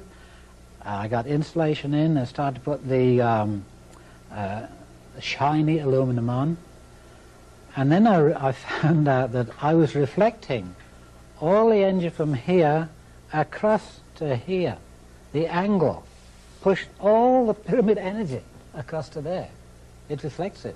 Just the same as me shining a mirror and shining the sun from here into somebody's eyes. The mirror effect pushed it over. Okay, I did something wrong, but it taught me something. It taught me how to reflect energy from the crystal to a person. If I put a crystal, which I'm coming to in a minute, which is directed straight to the person, and I wanted to meet them halfway inside them, I can do it 2 ways. One, I can get a crystal at the front which is directing the color energy with the light frequency I want to give me the light I want. And then at the back of them, I put another one which will give me the opposite color to the one I'm using. And this one comes through, and that stops it dead at the range I put it. And so inside that person, say 6 inches inside, this goes in 6 inches, would go straight through if I didn't put this one at the back and stop it halfway. So now we have the energy sitting right in the center where you want it.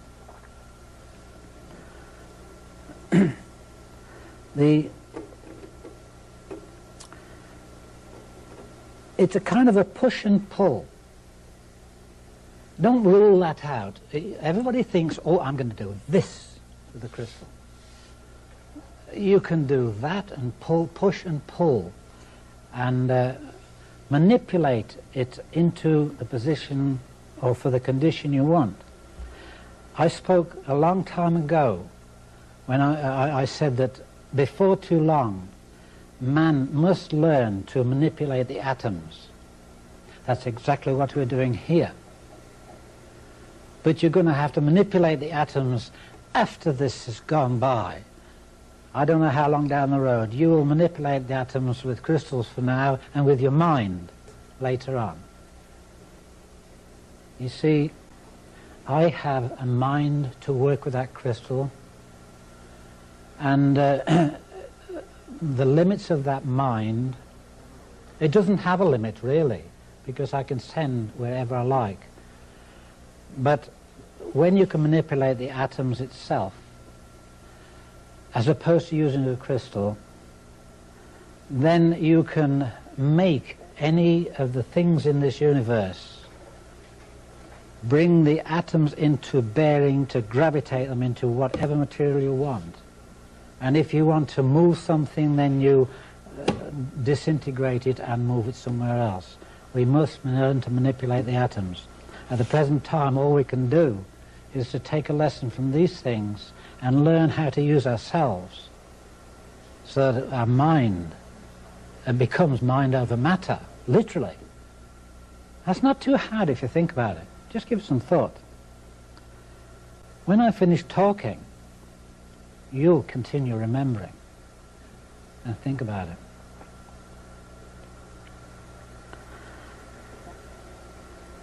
The human body has, it's not electrical in the sense, of course we call it the electrical systems. It's really so minute that it's magnetic. It's pre-electric in my opinion. Any reading you take on the human body will register somewhere, front or back, positive or negative, in the region of 14 to 27 microvolts. In the heart region, it will register 70. I'm giving you round figures. And so if you were to apply, say, to a particular part of the body which registers 20 microvolts, where there's an illness or a breakdown, an imbalance we're talking about. Imbalance, that's all it is. If there's an imbalance and the reading on that particular part of the body is 20 microvolts, you would never ever think of playing energy into that was, say, 1,000 microvolts. That's like giving a newborn baby 6 aspirins. You would tune down to the color that is gentle and the frequency or the penetration that would be compatible with the 20 microvolts. Now you have to also bring into that the temperature at that particular part of the body. It's not all the same. That particular part of the body would need a certain heat. Now when you come to heal, you can only give it the ingredients it needs, and nature does the healing. We can't heal a damn thing. Nature does the healing. You give it what it needs, the tools to do it with. And in this case, the only tool it needs is the right strength of magnetism, the right amount, on the right frequency at that particular part of the body. The frequency will also give you that particular color and the heat of the body and the penetration, and you have a potential balancing of the, what do you call them? That particular part of the system anyway. You balance the cells. If you were to, let's look at it from another angle. Supposing you were in good health and you want to remain that way. In this day and age we take all kinds of vitamins and we take exercises and this and that, and you're really guessing. To a certain extent you're all right, but you're really guessing. Your body will tell you what it wants, but if you keep that body in magnetic balance, there's no other ingredient needed. You see, a healthy cell would have its nucleus, its energy field and its magnetic field, the neural systems in balance, positive and negative. There is no open door in any cell at all for illness or putrefaction or disease. You can't do that. Anything in balance will not decay or deteriorate. In the pyramid, I proved this conclusively, where the energy in there is so strong and everything in balance that no putrefaction can take place. You can't rot leaves and things in there, you just can't do it. You can't make a compost heap. And so in the early years I proved conclusively that magnetism will not let anything perish. If you give it, supposing that it's live, you treat it according to that particular part of the body in the person. But if it's dead, fruits or vegetables, or we'll say meat, you treat it in a different way and you can give it more. But when we're talking about the human body, you match it. Whatever the human body needs is what you give it. The length of time it takes has nothing to do with it. You must stick to feeding it what it wants and let nature do the healing. It'll do it. Had any trouble. Now, one of the things that you're going to have to be able to do is to separate the colors. You've seen the colors of the rainbow, the visible spectrum.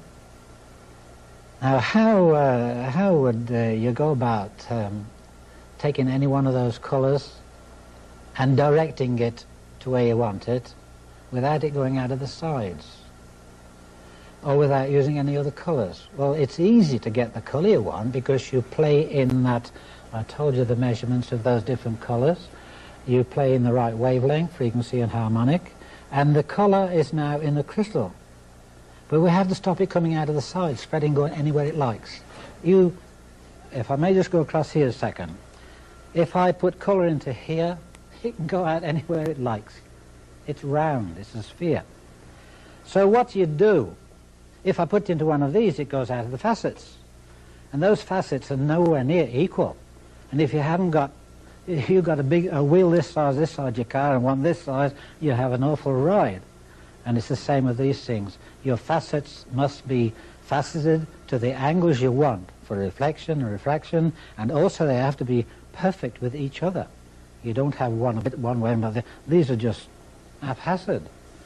So we take a crystal like this and we force it to go where we want it.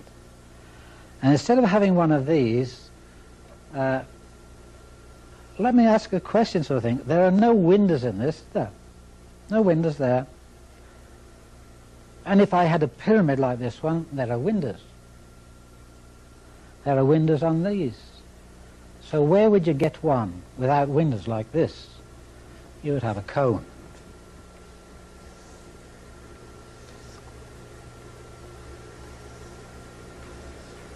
You'd have a cone.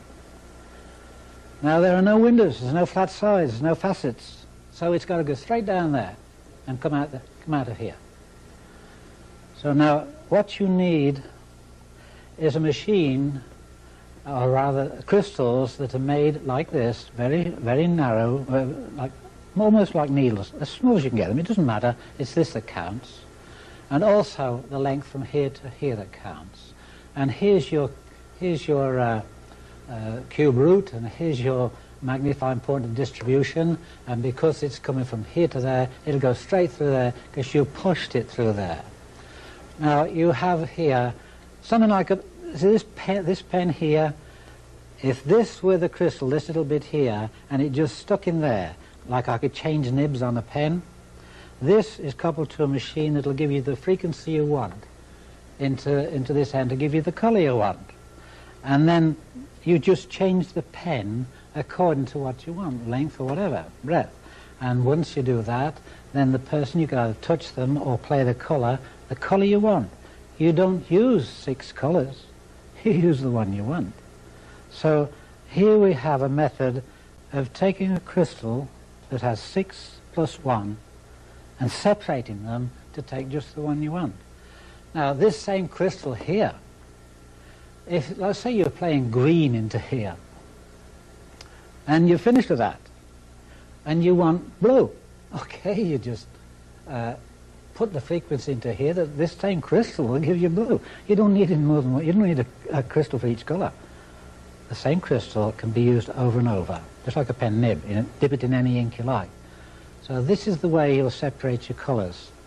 But you have to have a machine. Now, I suppose one of the questions that you can't really answer me is where would I get a machine like that? I think I should get in touch with Galen Hieronymus, or I can't remember his first name, Beardsmore. They make machines that would measure your shadow in the dark. They would probably help you. Or someone that is expert on music and colours, with the synthesizers and whatnot, they will help you. But these are the things you want faceted.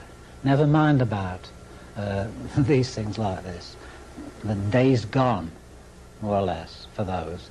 These, you specify exactly what you want, you go directly to what you want. Now, I don't know how much more there is I can tell you there.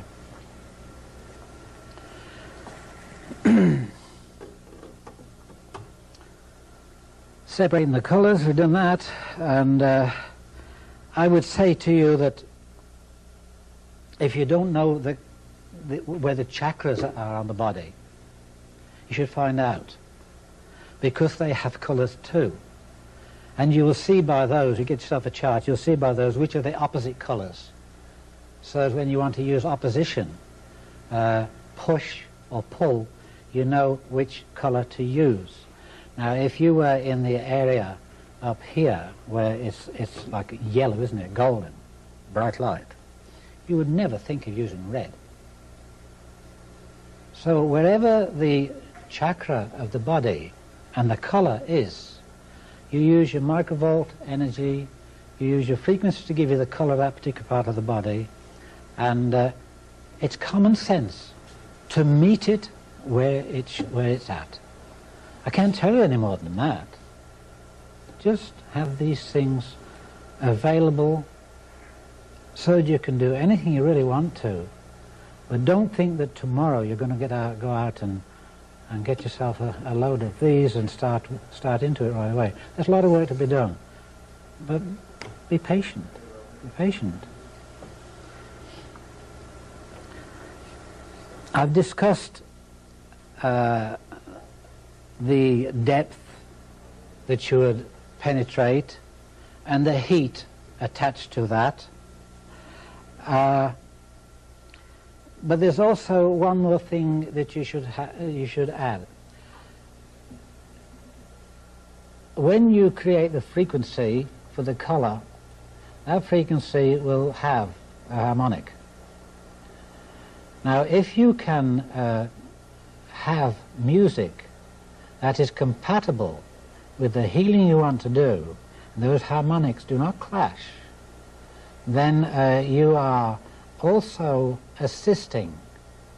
It's like fertilizing your crops. You are assisting the healing by the music. If you put on the Stars and Stripes, watch out. But if you play a nice soothing tune, it's half the battle. Music is a great stimulator or something that soothes. And so there's nothing wrong. As a matter of fact, I would like to think that you use music at the same time, but not offensive music. Now, I have seen demonstrations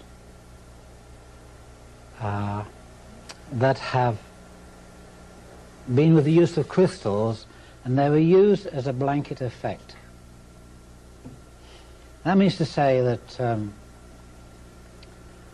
it's like wrapping somebody in a blanket and say, let's see if you get better now. You know, you're nice and warm, that'd probably cure you, you got the flu, but just get better with that. It seems like that to me when you see people using crystals, these type of crystals, to put, say, lay people on a bed or a table or something, and they put a crystal by their head and one by their feet, one by their elbow, the shoulder and whatnot. If this offends anyone, I'm sorry, but I got to say it the way it is. If you are doing that, you're only guessing. Who would believe that a person does not have a magnetic field complete? If your magnetic field is not complete, you're probably dead. And yet you see people having crystals placed around them, and then with either crystal in the hand or with the hand, they join the magnetic field together. It's already there. That's only using things as a blanket. It's only using things when you don't know what you're doing. Now, if you are using energy to cure someone, you better be sure that you're not using the energy that's killing them. I have some very good friends. One is a professor, and he was studying with the Wilhelm Reich organization, I believe, orgone energy. When he described to me what orgone energy he thought it was nothing else but magnetism. I just told you earlier on, there is nothing but magnetism. It's just in a different state. So where this name of orgone came from, I don't know. Another name for something. And he confided in me that they had meetings. I don't particularly know who or where. It doesn't bother me. But they had meetings where a person was wrapped in a blanket of steel wool and cotton wool in layers.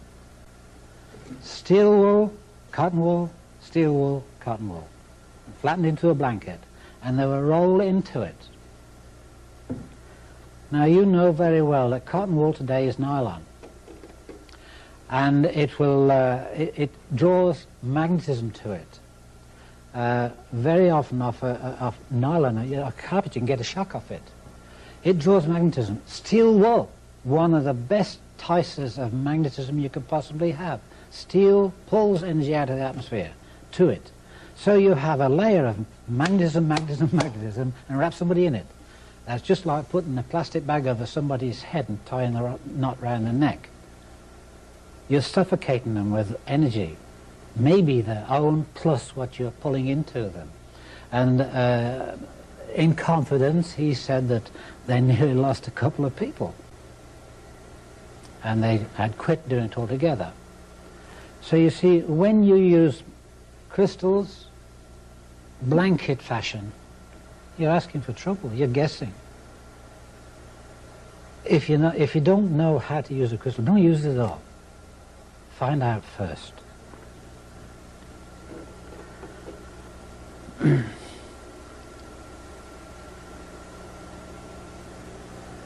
I guess I could go on forever, really, but somewhere along the line you have to come to a close. And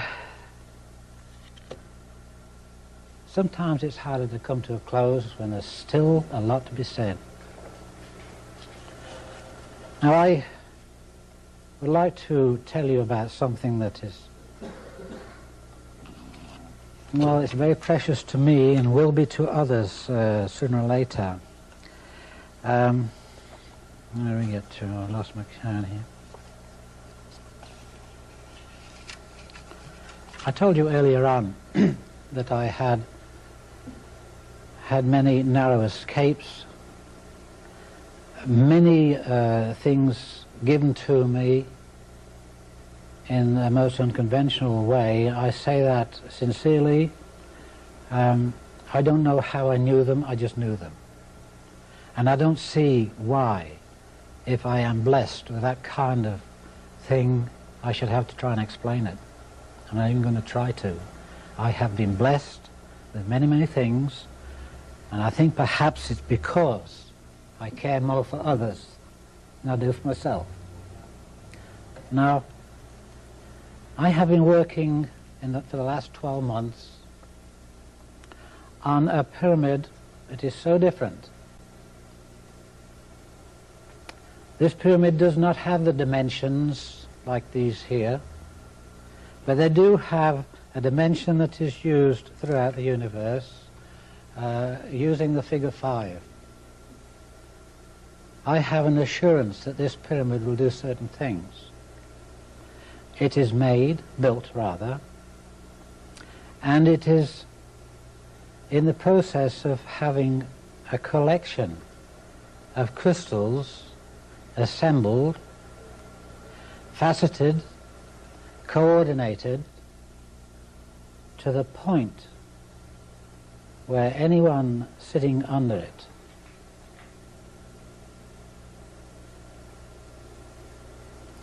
cancer would be halted. I can't say too much about it yet. I haven't finished it. But I know, as I knew those other things, that I must build this pyramid. And I must use these crystals with the help of my friends. I can't do this by myself. I have friends all over the place who volunteer for this, that, and the other. And the crystals I had no hope of getting. But, you know, when you have faith, you don't need hope.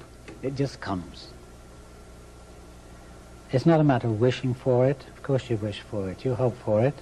But this is such a fantastic thing. And probably when people hear what I have to say, they will really kill me. Good for you. I don't take that ridicule. I don't accept it. I stop it right there. I know what's happening. I know I'll have a pyramid that will halt cancer.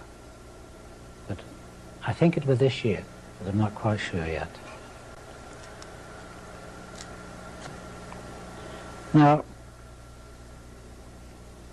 I have talked to you about all kinds of things, right from the beginning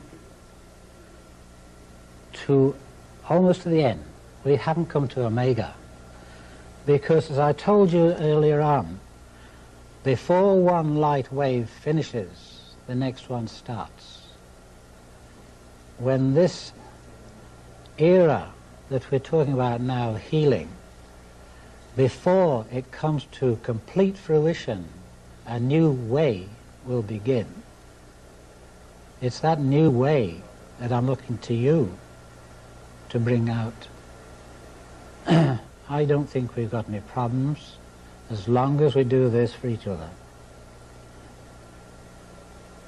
I think that, I hope that you've learned something. I hope you'll go away and think about it. I hope you get in touch with me.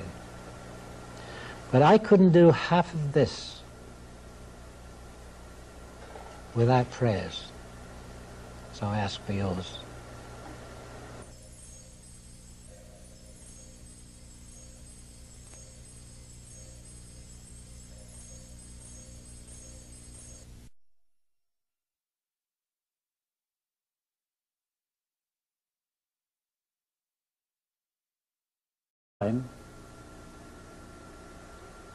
Both out and back, and it's non-stop. But energy over, say, a year, 12-month period, could drop a little in strength, sort of a battery going down a little bit.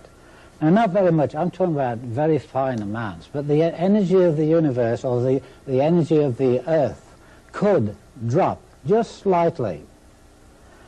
And so it was necessary for something else to be thrown in. And that was a little flush of it at a certain time in the year, once a year, not every week or every 2 months or more, once a year. There would be that extra flush of energy to pick it up back into balance again. Otherwise, we would find ourselves going out of our orbit. Things would get worse all the time. So there is that rejuvenation once a year, whereby there is a certain amount of energy comes through. So those people who said this energy is not continuous, they were wrong. And those who said that it was quantum energy where it came in bursts were right, but in a second sense. It was only when it was made up. I suppose that a lot of you have heard when a farmer, around August time, his crops ripen in a couple of days. They're near to it, but all of a sudden they ripen very quickly. And they didn't really know the reason why. Some will say, oh, summer lightning. Well, if you lived in China, you would find that every 7th day of the 7th month on the Chinese calendar, this is what happens. This energy is, the quantum energy is released, and it does balance the Earth's magnetic field again.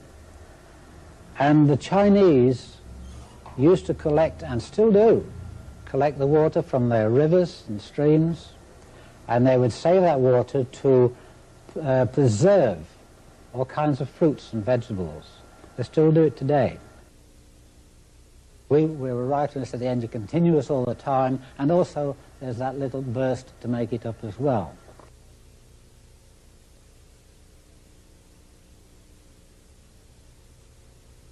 When you get energy spinning, it usually spins in what we call waves, light waves. And a light wave really is the beginning of all matter. the energy itself spins counterclockwise, and it has it's like a coil where the center is just small, like a spring in a watch.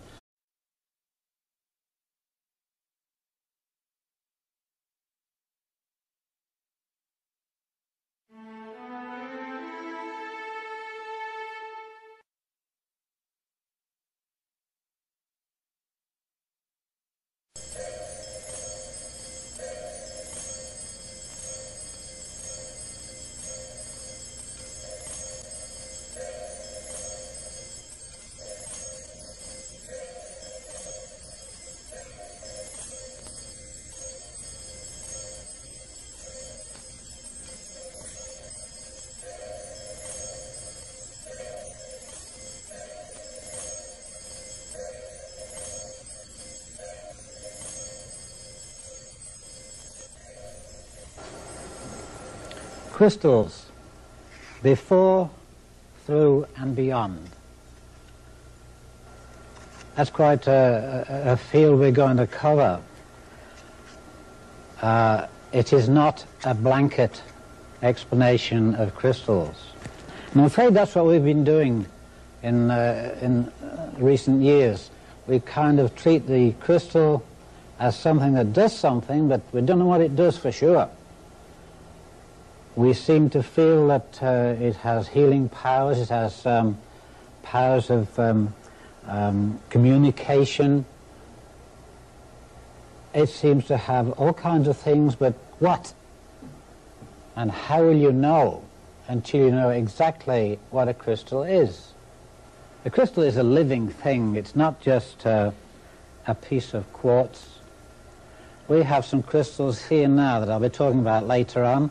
They're beautiful, but what good are they? I'm sure that a lot of you have used them for many things, maybe your arthritis or something, but did you know what you're doing? We have to take a look at what tools we're using, where we're using them, do we use them separately or in conjunction with each other? We have to know exactly what we are using before we can do anything sensible with them. If you try to do experiments that I have done, when you don't really know what you're doing, you might have some success here and do the same thing again, but each time it comes out a bit different. That's because you haven't put things in balance. That's because you don't really know what tools you're using. And unless we know, we'll never get anything stable. Now, before the crystal was formed, something else had to happen. We have to go back through time to the beginning of creation. Counterclockwise, if you could stand on your head and see it from the same position as those in the southern hemisphere, it's going clockwise. It did not change its spiral. It just gravitated into small amount and spread out again to go to a large amount. Where it came from, it went back to. You could call that perpetual motion if you like. The rivers, I should say, have been running into the seas from the beginning of time, yet the seas are not full.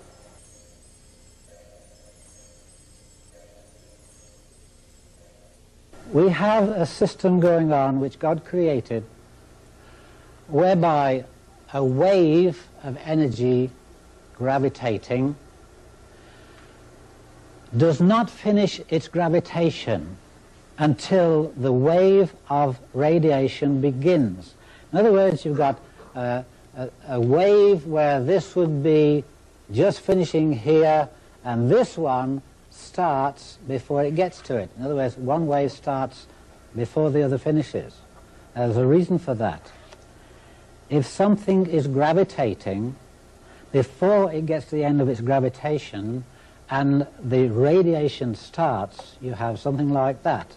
One starting before they're quite finished. And because of that little gap in between the two, there's no gap really, but that sort of hesitation, then you have continuum. You see how clever God was. He made everything to keep going forever and ever. And that wave break there means to say that this system will go on all the time. Now you might say if you're gravitating something and you're radiating it at the same speed, which will always happen. Gravitation and radiation always the same speed. But one started just after the other, or just before the other one finished. And so it leaves you with what you formed by gravitation, and it has not dissipated because the radiation didn't start till after that was formed. So we have a continuum there.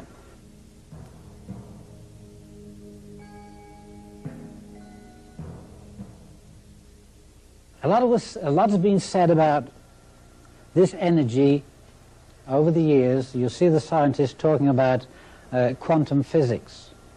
And they say that the energy that comes from the sun does not come in a steady flow, always the same. They say it comes in bursts or amounts, quantum amount. Well, they're right in both cases. First of all, the sun sends out its energy and keeps it going, we'll say, evenly all the time. I don't intend to talk to you a bit about the middle life of the crystals or future of the crystals.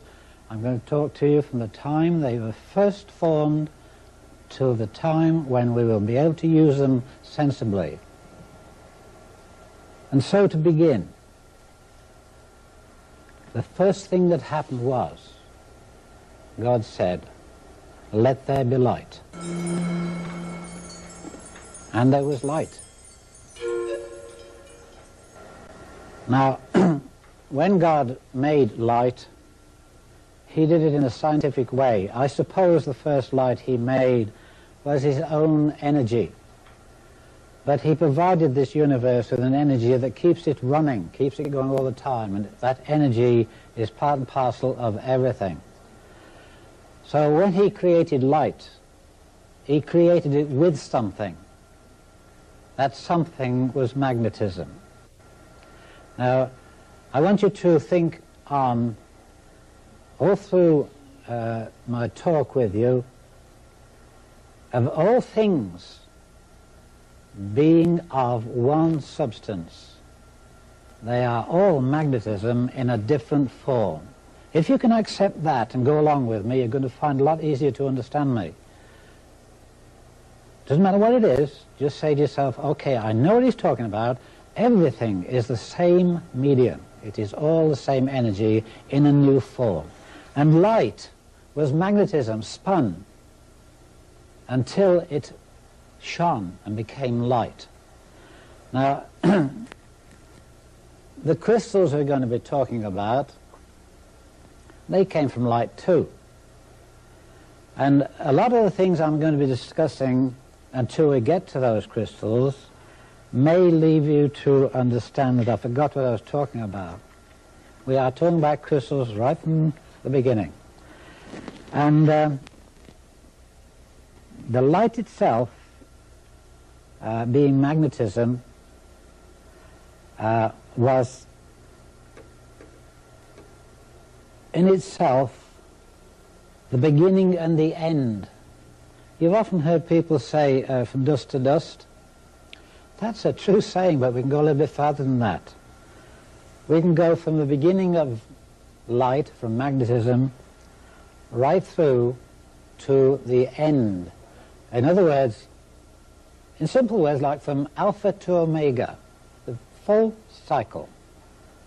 From dust to dust, energy, light, and everything else is made, and back to the same thing again, back to the energy. And